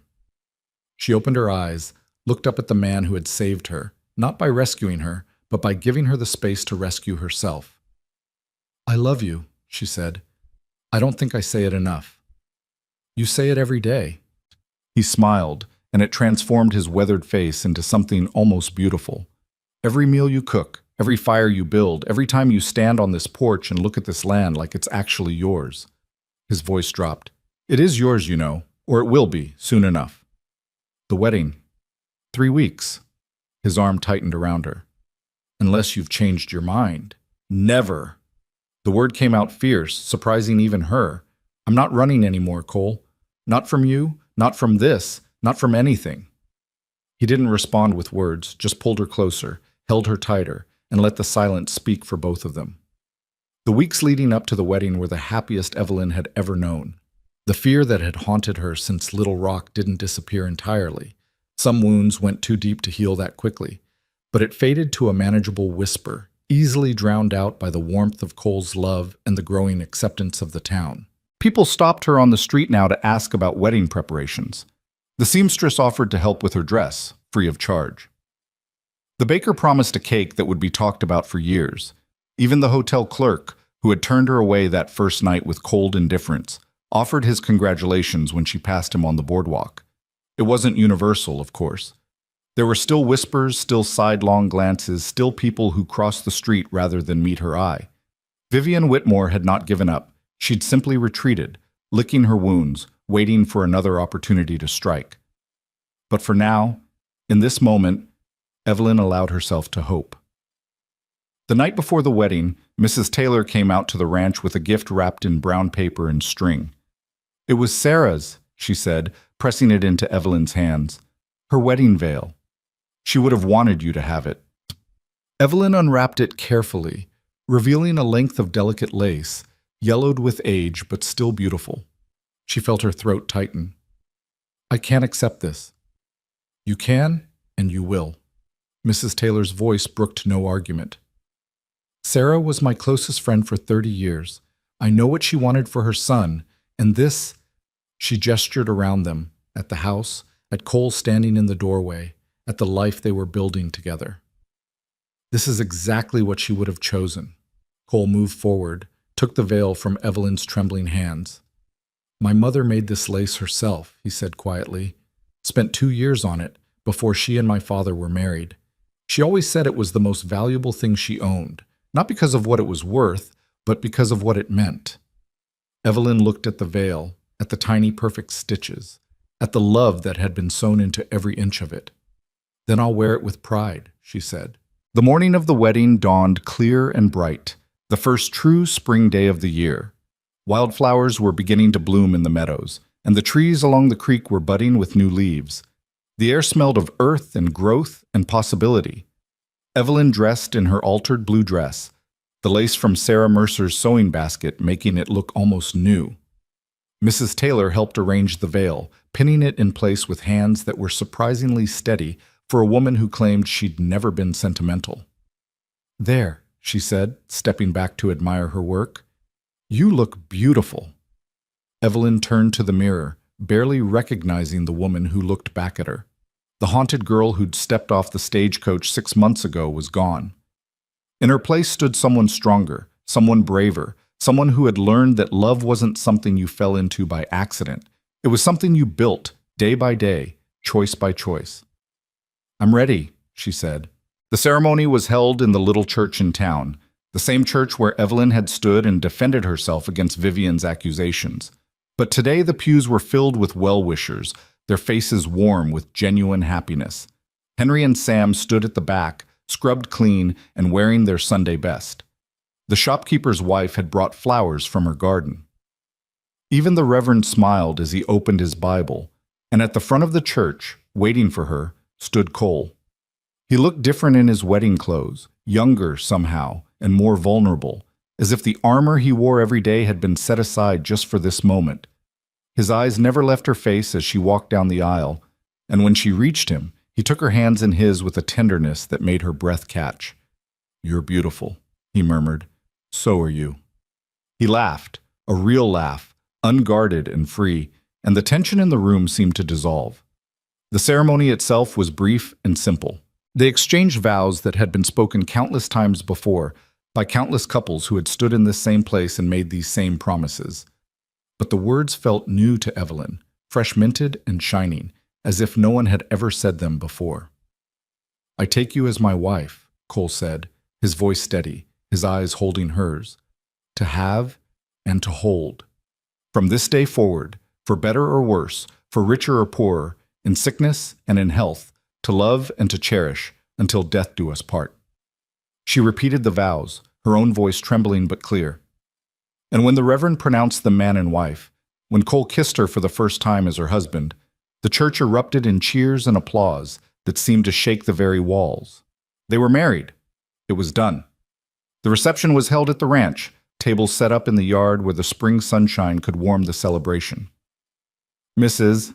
Taylor had organized everything with military precision: food and drink, music and dancing, enough joy to last a lifetime. Evelyn moved through the crowd in a daze, accepting congratulations from people who had once been strangers and were now something closer to friends. She danced with Cole, then with Henry, then with Sam, who blushed so deeply she thought he might actually catch fire. She ate cake and drank champagne and laughed until her sides ached. And through it all, she kept catching Cole's eye, across the yard, across the table, across the dance floor, and every time he smiled at her in a way that made her heart turn over. This is real, she thought. This is actually real. Late in the afternoon, when the shadows were growing long and the guests were beginning to drift homeward, Cole pulled her aside. They stood together on the porch, looking out over the land that was now hers as much as his. "Happy?" he asked. "More than I ever thought possible." He wrapped his arms around her from behind, his chin resting on the top of her head. "It's only the beginning, you know. We've got a whole life ahead of us." "I know." She turned in his arms, looked up into his face. "That's the best part." He kissed her, long and slow and full of promise, and Evelyn felt the last of her fears melt away like snow in springtime. Whatever came next, they would face it together. The first weeks of marriage were a revelation. Evelyn had thought she knew Cole, had thought that the months of living in his house, eating his meals, sleeping under his roof, had taught her everything there was to know about the man.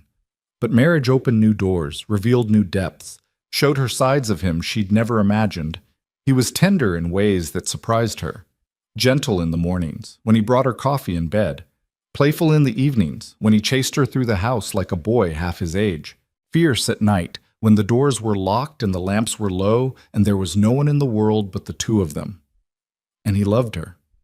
She saw it in everything he did. The way he looked at her, the way he touched her, the way he listened when she spoke as if her words were the most important things he'd ever heard. For the first time in her life, Evelyn understood what it meant to be truly seen. The ranch prospered with the coming of spring. The calves were born healthy and strong. The horses gleamed with good health. The crops began to push up through the freshly turned soil. Cole worked from dawn to dusk, and Evelyn worked alongside him, not in the fields, but in the house, keeping everything running smoothly while he was gone. She learned to love the rhythm of ranch life, the early mornings and the long evenings, the satisfaction of hard work and the peace of a job well done, the way the land changed with the seasons, always growing, always renewing itself. And she learned to love the man she'd married more deeply with every passing day. It was in late April, about a month after the wedding, that Evelyn realized something had changed. She'd been feeling strange for a few days, tired in the mornings, queasy at the smell of certain foods, oddly emotional in ways she couldn't quite explain. At first she thought it was just the stress of the wedding, the adjustment to married life.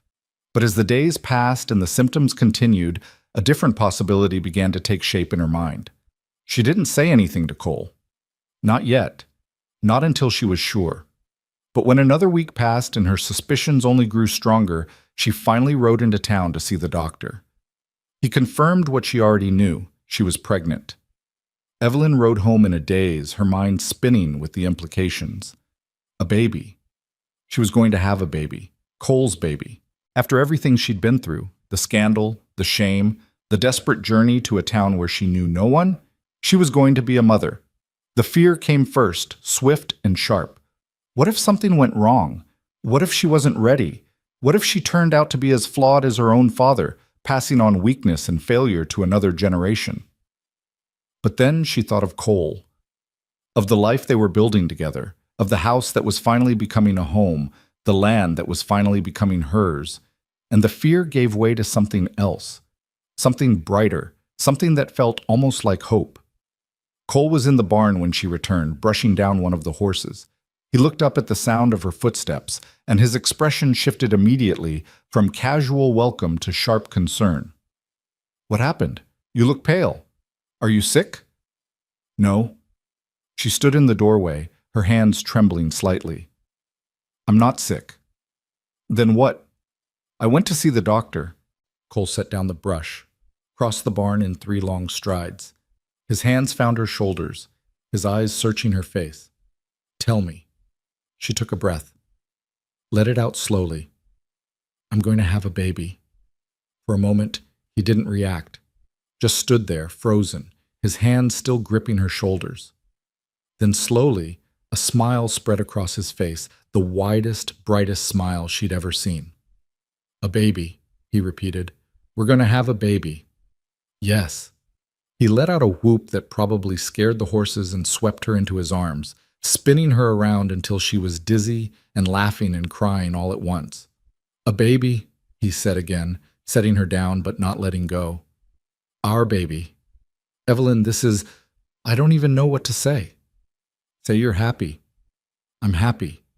He cupped her face in his hands, kissed her forehead, her cheeks, her lips. "I'm so happy I could burst." They stood there in the barn, wrapped in each other's arms, as the afternoon light streamed through the open doors. Outside, the world went on, cattle grazing, birds singing, the wind rustling through the new leaves on the trees. But in this moment, nothing else mattered. The news spread quickly, as news always did in small towns. Within a week, everyone in Benton knew that the Mercers were expecting their first child. Congratulations poured in from all sides, gifts and good wishes, advice, and offers of help. Even people who had once been skeptical of Evelyn seemed to soften at the news. There was something about a baby, it seemed, that cut through judgment and suspicion, that reminded people of what really mattered. The one person who didn't send congratulations was Vivian Whitmore. But as the weeks passed and spring turned towards summer, Evelyn found she didn't care. Vivian could think whatever she wanted, believe whatever lies she chose to believe. It didn't matter anymore. Evelyn had everything she'd ever wanted: a home, a husband, and now a child on the way. The past that had haunted her for so long was finally beginning to fade, replaced by a future bright with possibility. She was standing on the porch one evening in early June, watching the sunset paint the sky in shades of pink and gold, when Cole came up behind her and wrapped his arms around her waist. "What are you thinking about?" he murmured against her hair. "The future." She leaned back into him, felt the solid warmth of his body against hers. "All the things we're going to build together. It's going to be good." His hands moved to rest on her still flat stomach. "All of it." "I know." She turned in his arms, looked up into his face. "I finally believe it." He kissed her, soft and slow, and the last light of day faded around them as they stood together on the porch of the house that was finally, truly, home. But even as Evelyn allowed herself to hope, even as she began to believe that the worst was behind her, shadows were gathering on the horizon. Vivian Whitmore had been quiet for too long, and that silence would not last forever. The storm that had been building since that first day in the general store was about to break. And when it did, it would test everything Evelyn and Cole had built, their love, their trust, and the new life they were just beginning to imagine. The storm arrived without warning on a sweltering afternoon in late June, though it had nothing to do with the weather. Evelyn was in the kitchen, preparing supper, when she heard the sound of horses approaching. Not the familiar rhythm of Cole returning from the pastures, but something faster, more urgent, more ominous. She wiped her hands on her apron and moved to the window, her heart already beginning to race. 2 riders were coming up the drive, and even from a distance she could see that one of them wore the star of a lawman. The other was Vivian Whitmore. Cole emerged from the barn at the same moment Evelyn stepped onto the porch. His eyes met hers across the yard, and she saw her own fear reflected in his face. Then he turned to face the approaching riders, positioning himself between them and the house. "Sheriff Dawson," he said, as the men reined in their horses, "what brings you out to Mercer Creek?" The sheriff was a heavy-set man with graying hair and tired eyes, the kind of man who'd seen too much of human nature to be surprised by any of it. He dismounted slowly, removed his hat, and wiped his forehead with a bandana before answering. "Wish I could say this was a social call, Cole. It isn't. His eyes flicked to Evelyn, standing on the porch with her hands pressed against her stomach. Mrs. Mercer, I'm sorry to bother you, but I've got some questions that need asking. What kind of questions? Cole's voice was careful, controlled. The kind that come from Little Rock. The sheriff reached into his saddlebag and pulled out a folded paper. Got a telegram this morning from the authorities there. Seems there's been some new developments in the matter of Marcus Hart's estate. Evelyn felt the blood drain from her face. She gripped the porch railing to keep herself upright, and Cole was at her side in an instant, his hand on her arm, steadying her. Whatever this is about, he said, my wife has nothing to hide. I'm sure she doesn't. But the sheriff's voice was neutral, non-committal. Still, I need to ask, and Miss Whitmore here, he gestured to Vivian, who had remained on her horse, watching the scene with barely concealed satisfaction. She's made some serious accusations that need to be addressed. What accusations? Evelyn's voice came out stronger than she expected. I've already shown the town the records from my father's estate. Everything was settled. There was nothing hidden. That's what I thought too. The sheriff unfolded the paper in his hand. But according to this telegram, a man named Harold Perkins, one of your father's former creditors, has come forward with new information. He claims that before your father died, he transferred a substantial sum of money to a private account, an account that was never recovered by the bank. The world seemed to tilt beneath Evelyn's feet. That's impossible. I didn't know anything about any private account. Maybe not. The sheriff's eyes were sympathetic but firm. But Mr. Perkins is claiming otherwise. He's coming to Benton himself to pursue the matter. Should be here within the week. Vivian finally spoke, her voice dripping with false concern. You see, Sheriff, I told you there was more to this story.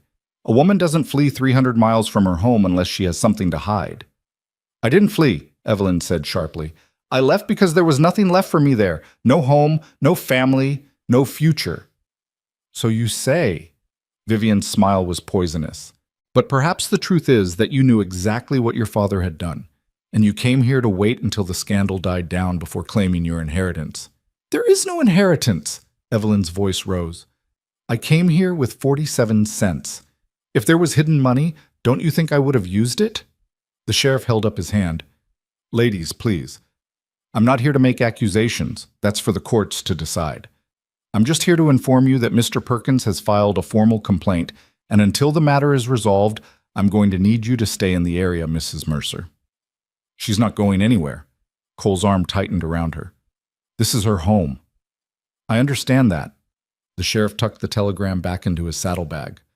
I'm sorry to be the bearer of bad news, especially under the circumstances. His eyes dropped briefly to Evelyn's stomach, where the first slight swell of pregnancy was beginning to show. But the law is the law, and I've got a job to do. He mounted his horse, tipped his hat to both of them, and turned to ride away.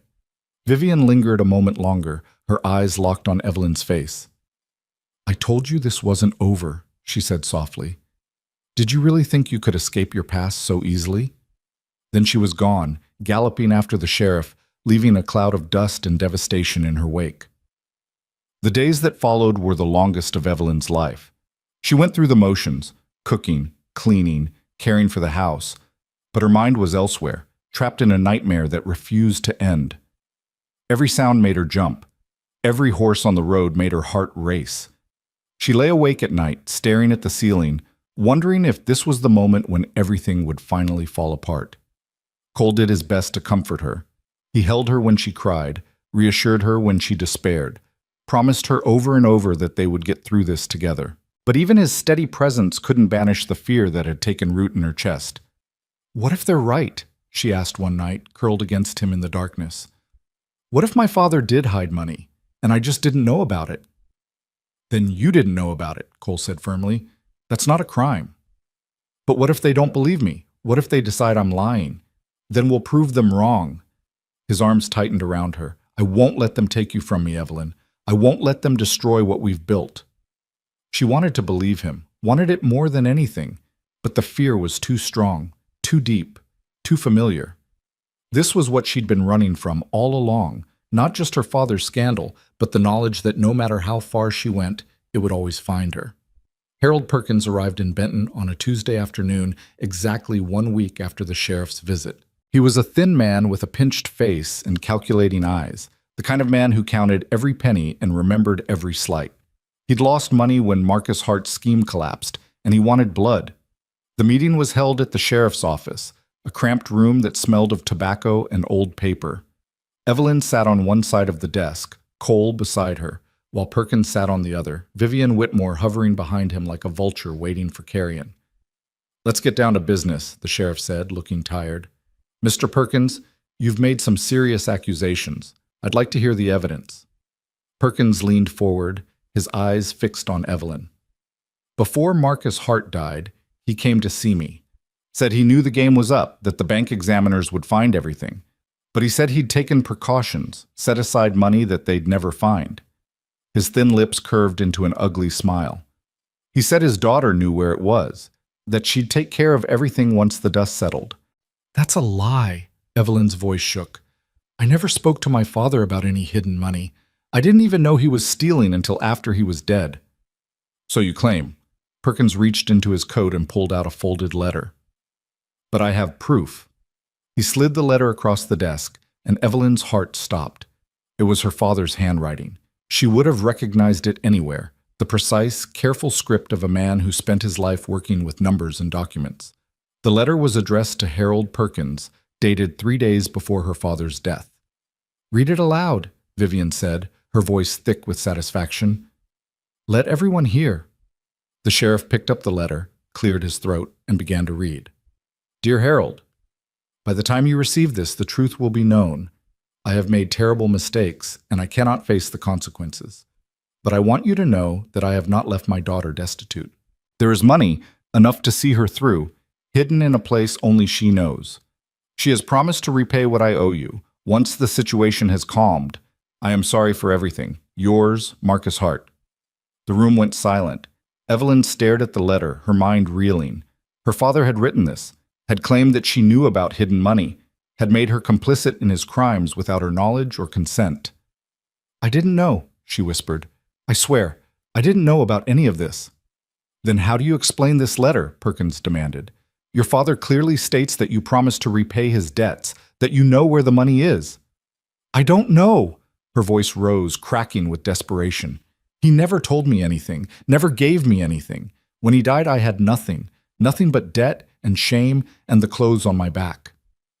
"You expect us to believe that?" Vivian stepped forward, her eyes gleaming. "Your father writes a letter specifically naming you, and you claim complete ignorance." "I'm telling the truth."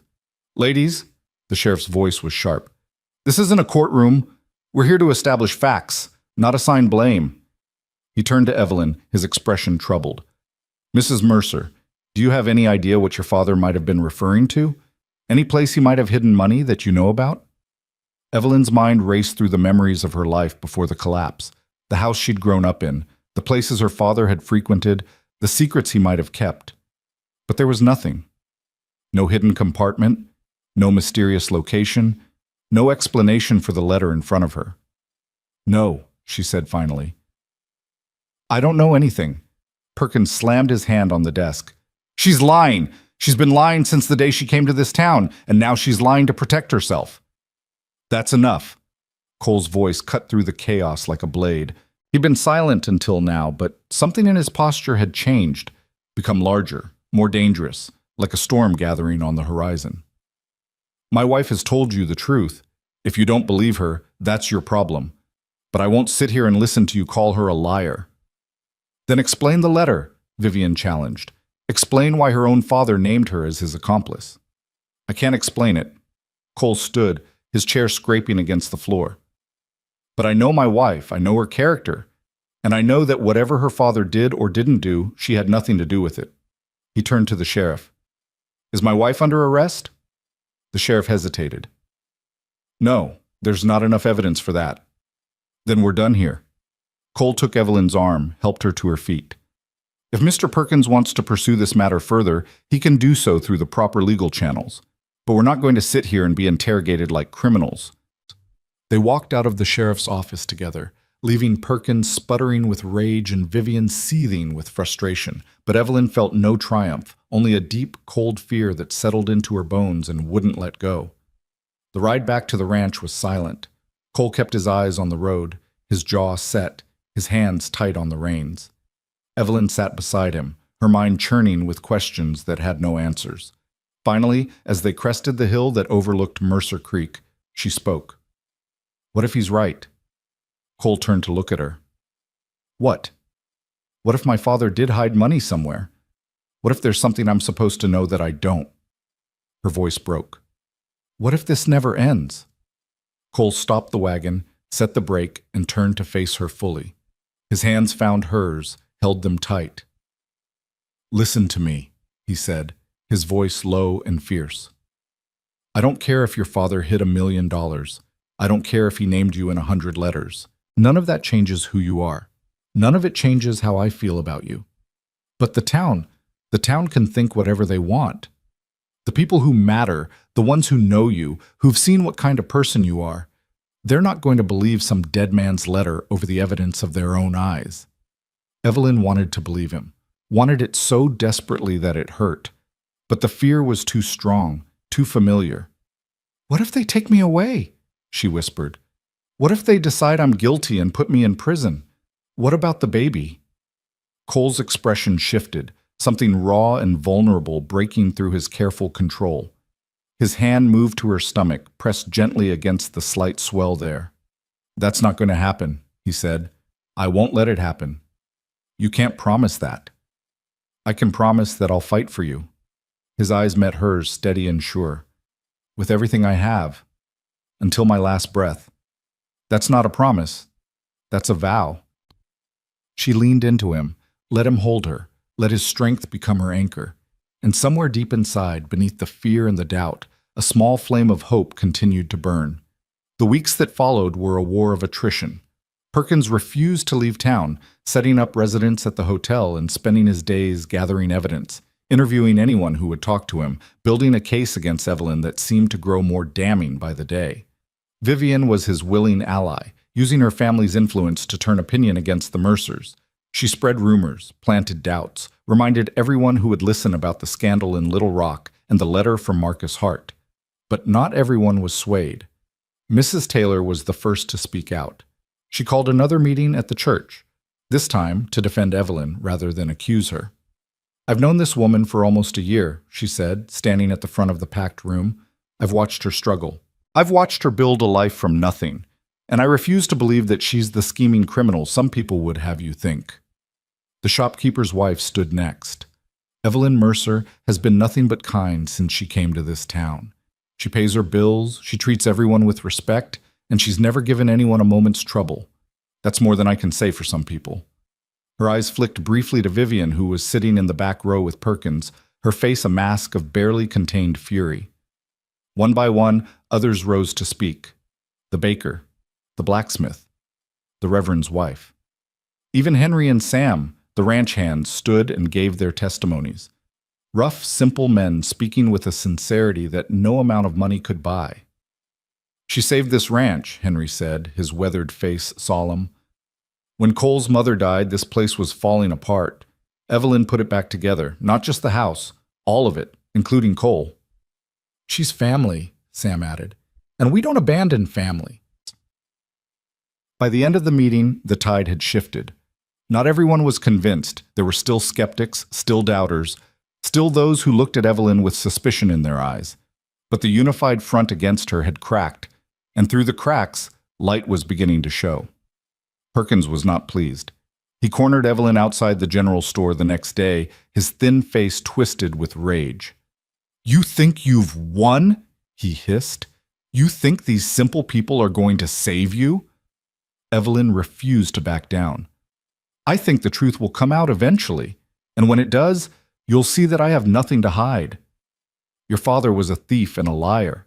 Why should anyone believe his daughter is any different?" "Because I'm not my father."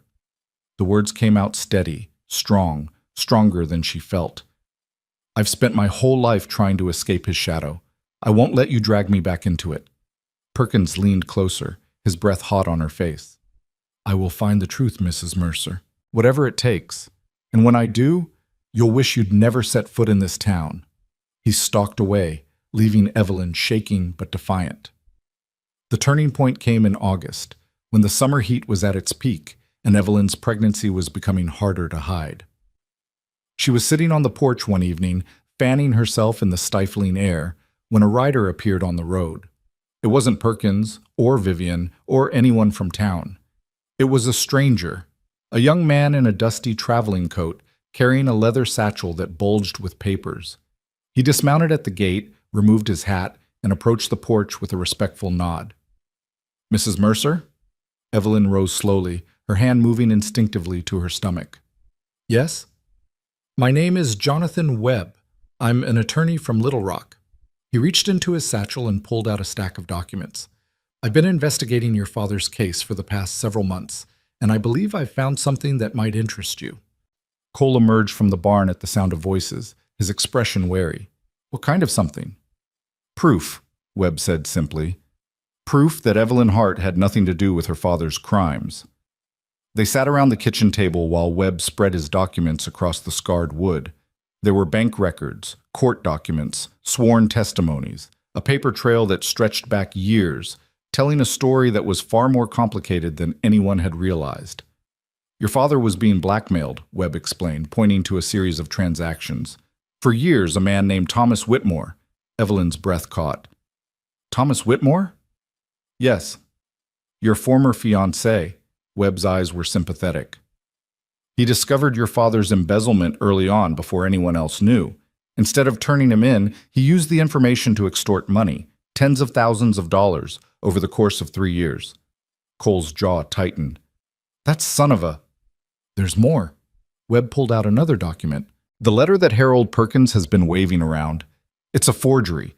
I had a handwriting expert examine it against verified samples of Marcus Hart's writing.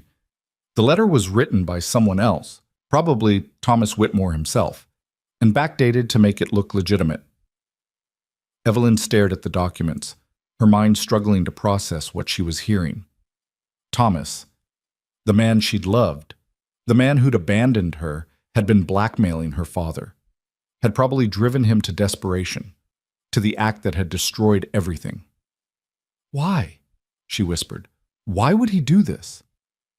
"Money," Webb said simply. "And revenge.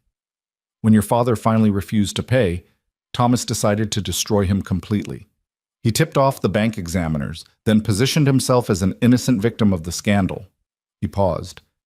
"He probably thought that with your father dead and your family ruined, no one would ever discover the truth." "But you did." "I've been investigating the Whitmore family for years. They have a history of this kind of thing: blackmail, extortion, fraud. Thomas is just the latest in a long line." Webb gathered his documents. "I've shared my findings with the authorities in Little Rock. Charges are being filed as we speak. Harold Perkins has already been informed that his case against you has no merit." Evelyn felt tears spilling down her cheeks, but she didn't try to stop them. "It's over?" "It's over." Webb smiled for the first time.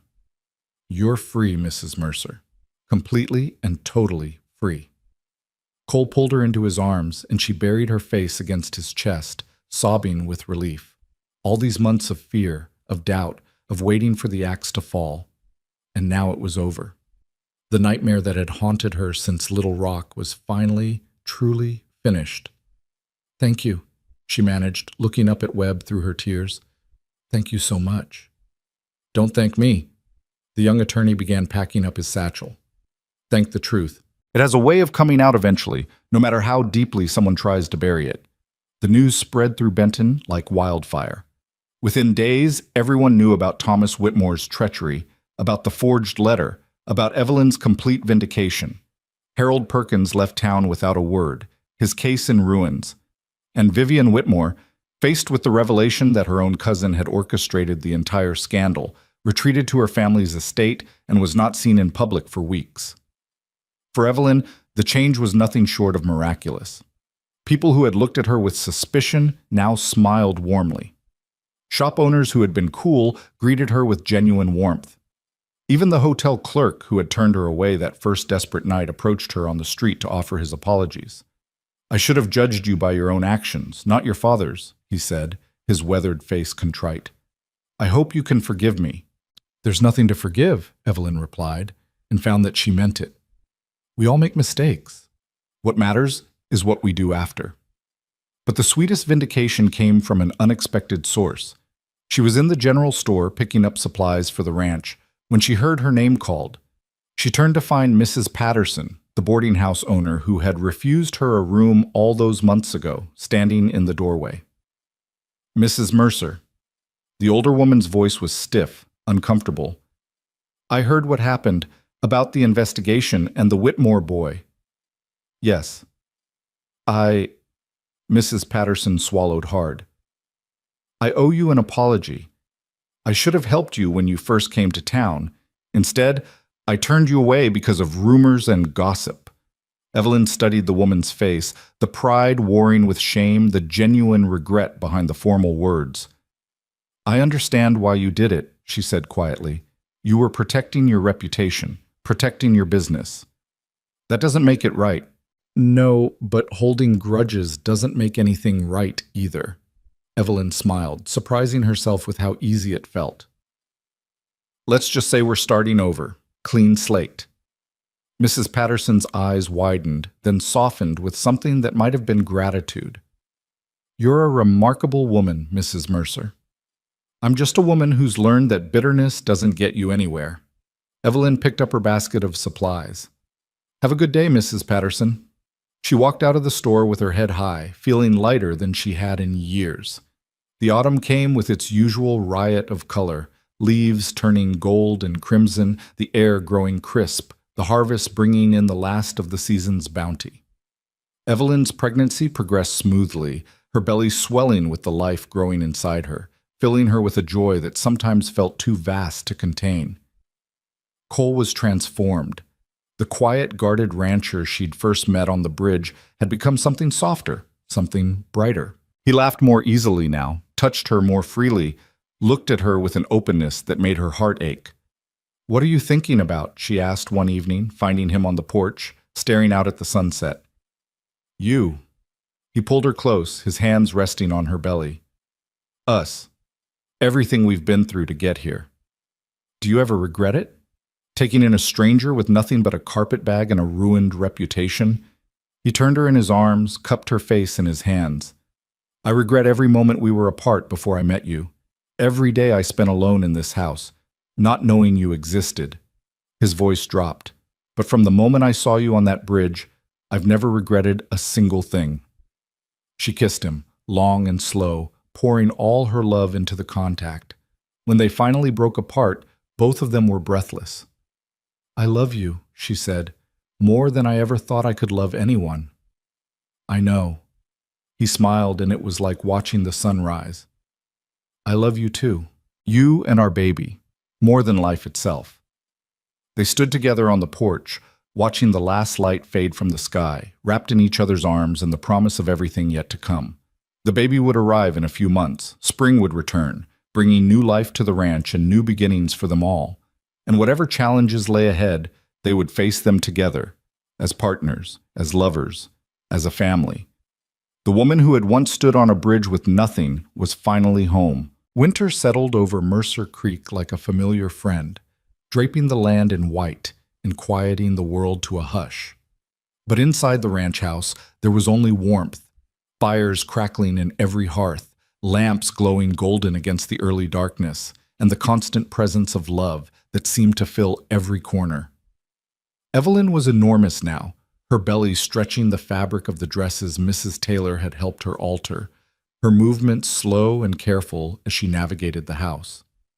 Cole hovered constantly, bringing her tea she didn't ask for, fetching blankets she didn't need, watching her with an expression of mingled terror and wonder that made her laugh even when her back ached and her feet swelled. You're going to wear a path in the floor, she said one evening, watching him pace by the fire. Sit down before you make me dizzy. He sat, but his leg bounced with nervous energy. I should have sent for the doctor days ago. What if something goes wrong? What if nothing is going to go wrong? She reached for his hand, pressed it against her belly where the baby was kicking.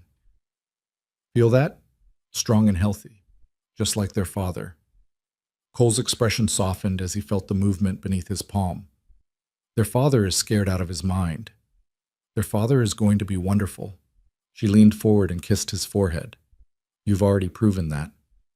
The labor began on a February night, with snow falling softly outside and the wind howling around the corners of the house. Evelyn woke to a cramping pain that she'd never felt before, deep and insistent, radiating through her body like waves on a shore. Cole! She shook his shoulder. Cole, wake up. He was on his feet before his eyes were fully open. What is it? What's wrong? Nothing's wrong. She managed to smile despite the pain. But I think you'd better go get the doctor. The next hours were a blur of sensation and struggle. Mrs. Taylor arrived first, having ridden through the snow when Cole sent word, her face calm and capable as she took charge of the situation. The doctor came soon after, a gray-haired man with gentle hands and a reassuring manner who examined Evelyn and pronounced everything proceeding normally. First babies take their time, he said. Try to rest between the pains. It could be a while yet. It was more than a while. The labor stretched through the night and into the next day, each contraction building on the last, each wave of pain pushing Evelyn further than she'd ever gone before. Cole sat by her side through all of it, holding her hand, wiping her forehead, murmuring encouragements that she barely heard through the fog of exhaustion and effort. I can't do this, she gasped at one point, her body trembling with fatigue. It's too hard. I can't. You can. Cole's voice was fierce. You're the strongest person I know, Evelyn. You survived your father's death, your fiancé's betrayal, a whole town trying to tear you down. You can survive this. That was different. It was the same. He pressed his forehead to hers. You fought for your life then. Fight for it now. Fight for our baby. She didn't know where the strength came from, maybe from him, maybe from somewhere deep inside herself that she'd never known existed. But when the doctor told her to push, she pushed. When the pain became unbearable, she screamed and pushed again. And when at last she heard a thin, wavering cry pierce the air, she collapsed against the pillows with tears streaming down her face. A girl, the doctor announced, wrapping the squalling infant in a blanket. A beautiful, healthy girl. Cole took the baby in his arms with a reverence that made Evelyn's heart crack open. His weathered face was wet with tears, his hands trembling as he cradled the tiny form. She's perfect, he whispered. Evelyn, look at her. She's absolutely perfect. Evelyn reached for her daughter, felt the warm weight settle against her chest.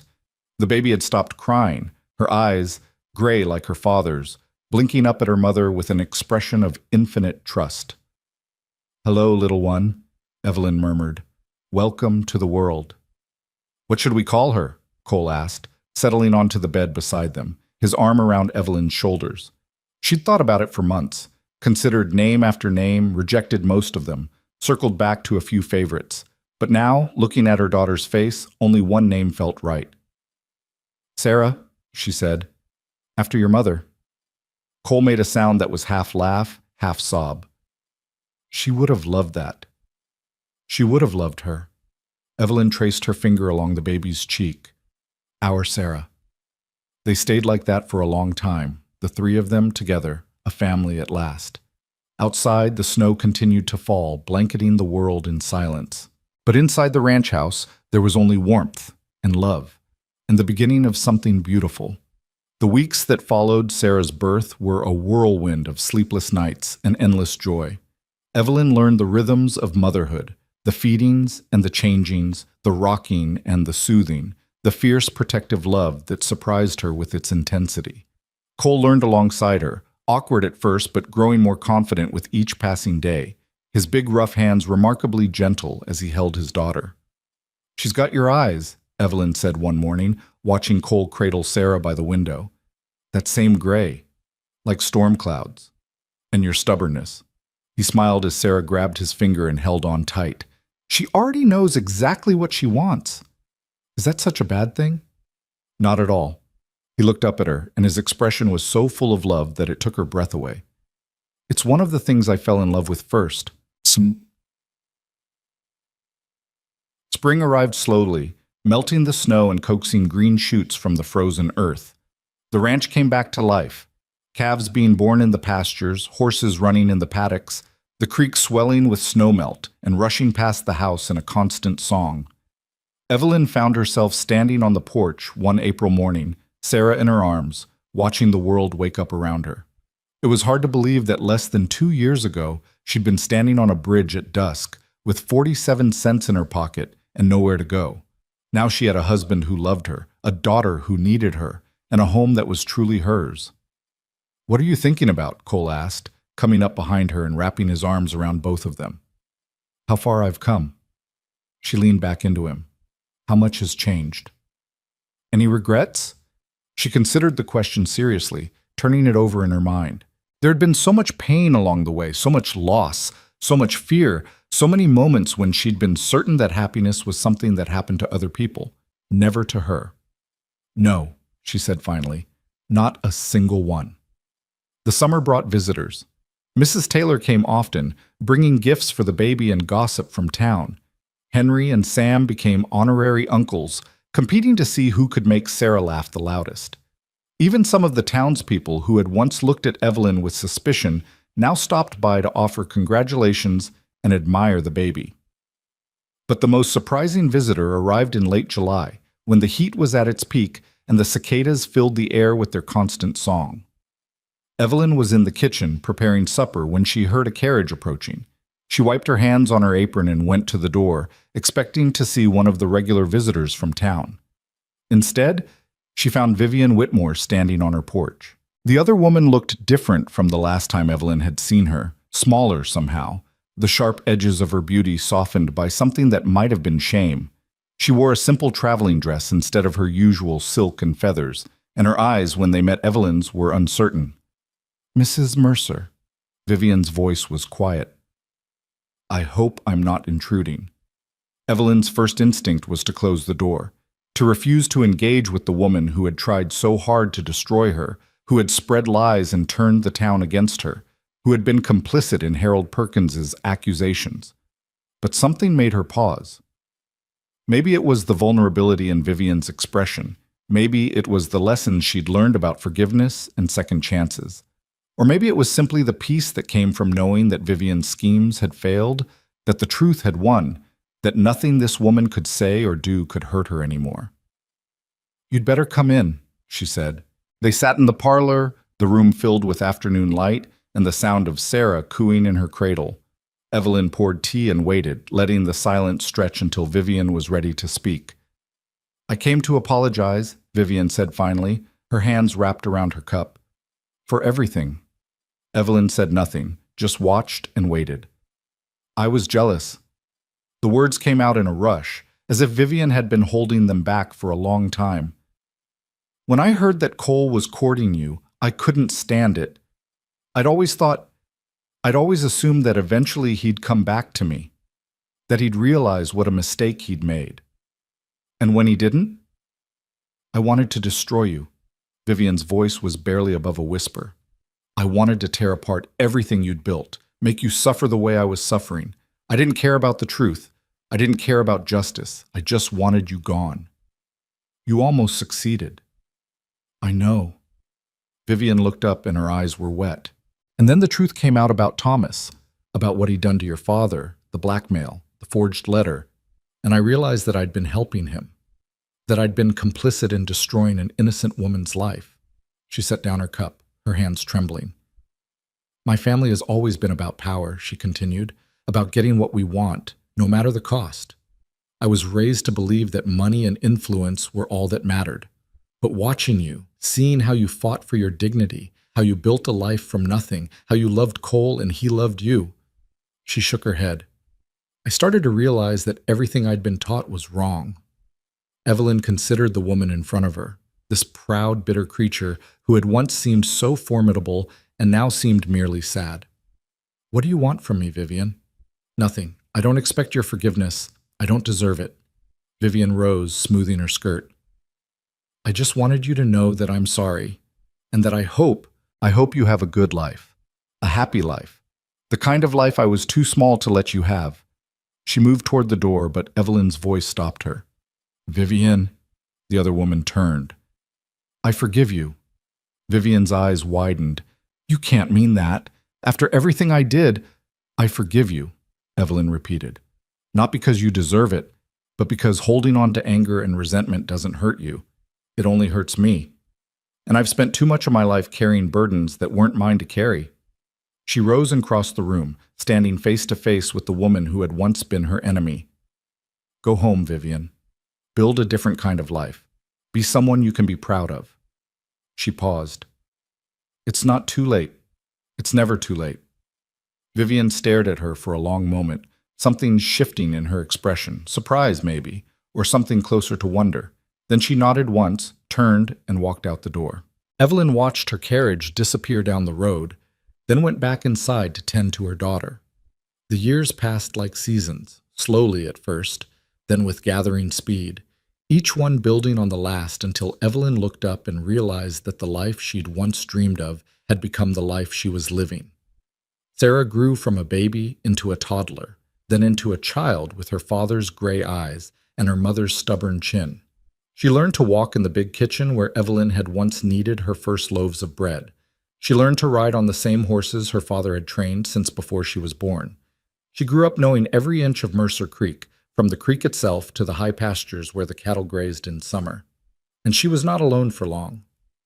2 years after Sarah's birth, Evelyn gave Cole a son. They named him Robert, after Cole's father, and he had his mother's dark hair and a temperament that swung between sunny and stormy like Arkansas weather. He worshipped his older sister, followed her everywhere, and learned to cause trouble almost before he learned to walk. We've got our hands full, Cole said one evening, watching the children chase each other around the yard while the sun set behind the hills. We do. Evelyn leaned against him, her heart so full it ached. Isn't it wonderful? The ranch prospered. Cole expanded the herd, built new outbuildings, hired additional hands to help with the growing operation. Henry and Sam stayed on, growing older and grayer but no less loyal, becoming fixtures of the place as permanent as the creek or the hills. Mrs. Taylor visited often, spoiling the children shamelessly and telling stories about their grandmother Sarah that made Cole's eyes grow bright with unshed tears. And Evelyn, the woman who had once had nothing, who had stood on a bridge at dusk wondering if the water below was deep enough to swallow her whole, became the heart of it all. She cooked and cleaned and organized and managed, turning the ranch house into a home that was always warm, always welcoming, always filled with the smell of fresh bread and the sound of children's laughter. She never forgot where she'd come from, never forgot the 47 cents, the closed doors, the shame and fear that had driven her across 300 miles of rough road. But she learned to carry those memories differently, not as wounds that still bled, but as scars that had healed. Proof of survival, evidence of strength. It was on a spring evening, nearly 5 years after that first desperate arrival in Benton, that Evelyn found herself standing on the bridge where she'd met Cole. She'd come into town for supplies, leaving the children with Mrs. Taylor for the afternoon. On her way back to the wagon, something had drawn her here, to this spot, this ordinary wooden bridge over an ordinary creek where her whole life had changed. The water was higher than it had been that autumn night, swollen with snowmelt, rushing beneath her feet with a sound like constant applause. The sky was pink and gold, the air soft with the promise of summer, and Evelyn stood at the railing, looking down at her reflection, thinking about the woman she'd been and the woman she'd become. Thought I might find you here. She turned to see Cole walking toward her, his hat in his hand, his gray eyes warm with love. How did you know? Just a feeling. He came to stand beside her, leaning against the railing. Sarah told me once that this was where you met. I figured it meant something to you. It means everything. She looked out at the water, at the sky, at the land stretching away on all sides. This is where my life started over, where I stopped running and finally found somewhere to belong. I remember that night. Cole's voice was soft. You looked so lost, so scared, like a deer that had been running for so long it forgot how to stop. I was. And now? She turned to face him, reaching up to touch his cheek. Now I'm home.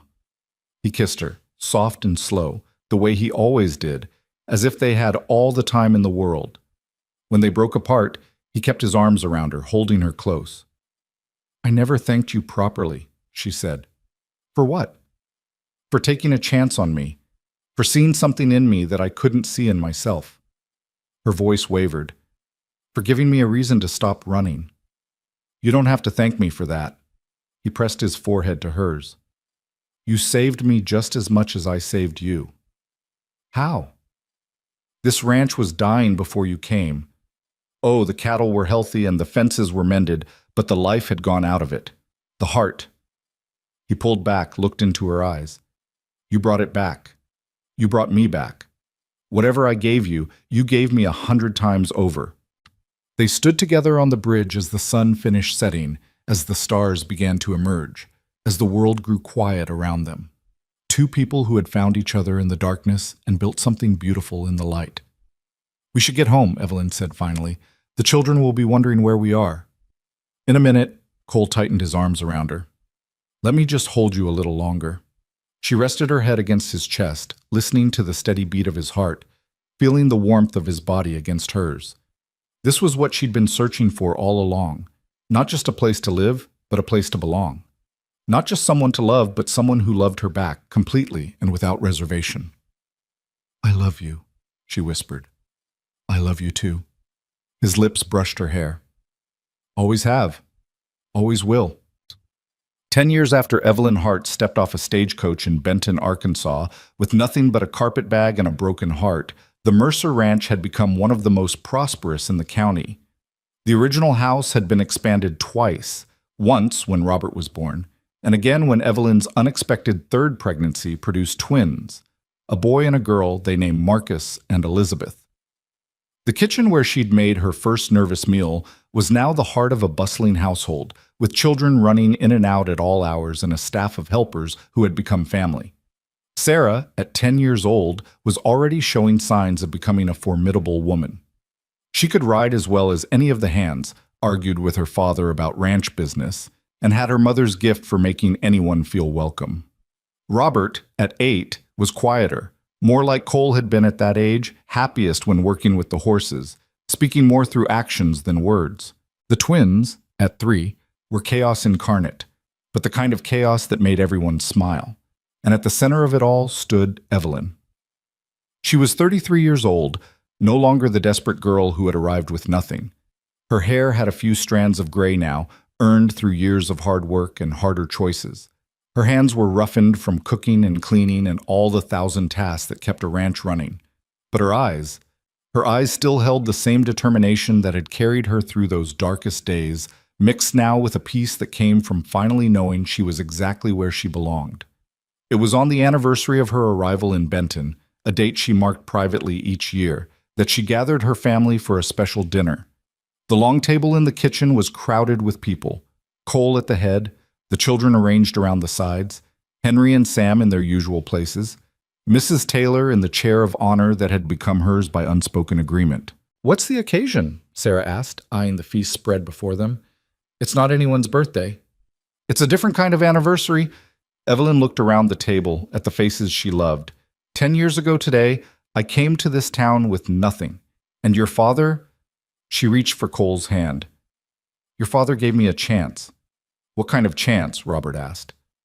A chance to start over. To build a new life. She squeezed Cole's fingers. To become part of this family. The children looked at each other, too young to fully understand the weight of what she was saying. But the adults around the table understood. Mrs. Taylor's eyes were bright with tears. Henry and Sam wore expressions of gruff affection. And Cole looked at her the way he always did, as if she were the answer to every question he'd ever asked. I wanted to say thank you, Evelyn continued, to all of you, for accepting me, for standing by me when things were hard, for making me feel like I belong. You do belong, Mama, Sarah said, as if it were the most obvious thing in the world. This is your home. I know that now. Evelyn smiled, but I didn't always. And sometimes we need to be reminded that the people we love see us, really see us, even when we can't see ourselves. The dinner was long and loud, full of laughter and stories, and the kind of warmth that only comes from true family. The children fell asleep one by one, carried to their beds by Cole and the hands. Mrs. Taylor retired to the guest room that had become hers for visits. And finally, When the house was quiet and the lamps were low, Evelyn and Cole sat together on the porch, watching the stars wheel overhead. "Thank you," she said again. "You already thanked me. About 100 times. I mean it, every time." She turned to look at him, this man who had saved her, who had loved her, who had given her everything she'd never dared to dream of. When I think about where I was 10 years ago, standing on that bridge, wondering if I'd made a terrible mistake coming here, and then I look at what we've built, her voice broke. I don't have words for it. You don't need words. He pulled her close. You never did. They sat in silence for a while, wrapped in each other and the peace of the night. Somewhere in the distance, a coyote howled. The wind rustled through the new leaves on the trees, and Evelyn felt for the 1,000th time the profound gratitude of a woman who had found her place in the world. "Do you remember what you said to me that first night?" she asked. "On the bridge?" Cole thought for a moment. "I said a lot of things. You said that what my father did wasn't my sin to carry, that what mattered was what I did next. I remember. You were right."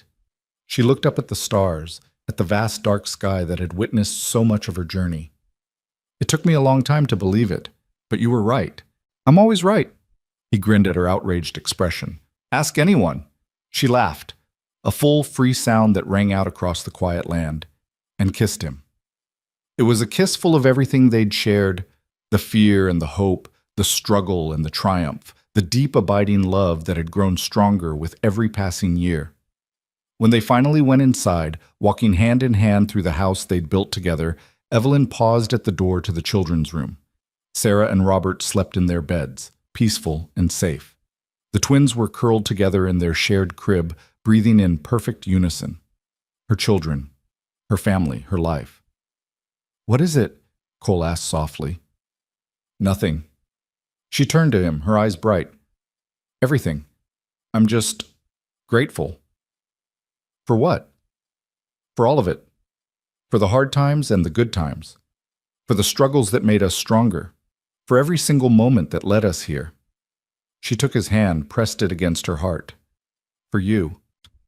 Cole didn't respond with words. He just pulled her into his arms and held her tight, there in the doorway of their children's room, in the house that had become a home, on the land that had become their legacy. And Evelyn, the woman who had once had nothing, who had stood on a bridge at dusk with 47 cents and a broken heart, finally understood that she had found something far more valuable than money or reputation or even safety. She had found love. She had found family. She had found herself. And that, in the end, was worth more than all the gold in the world. The end.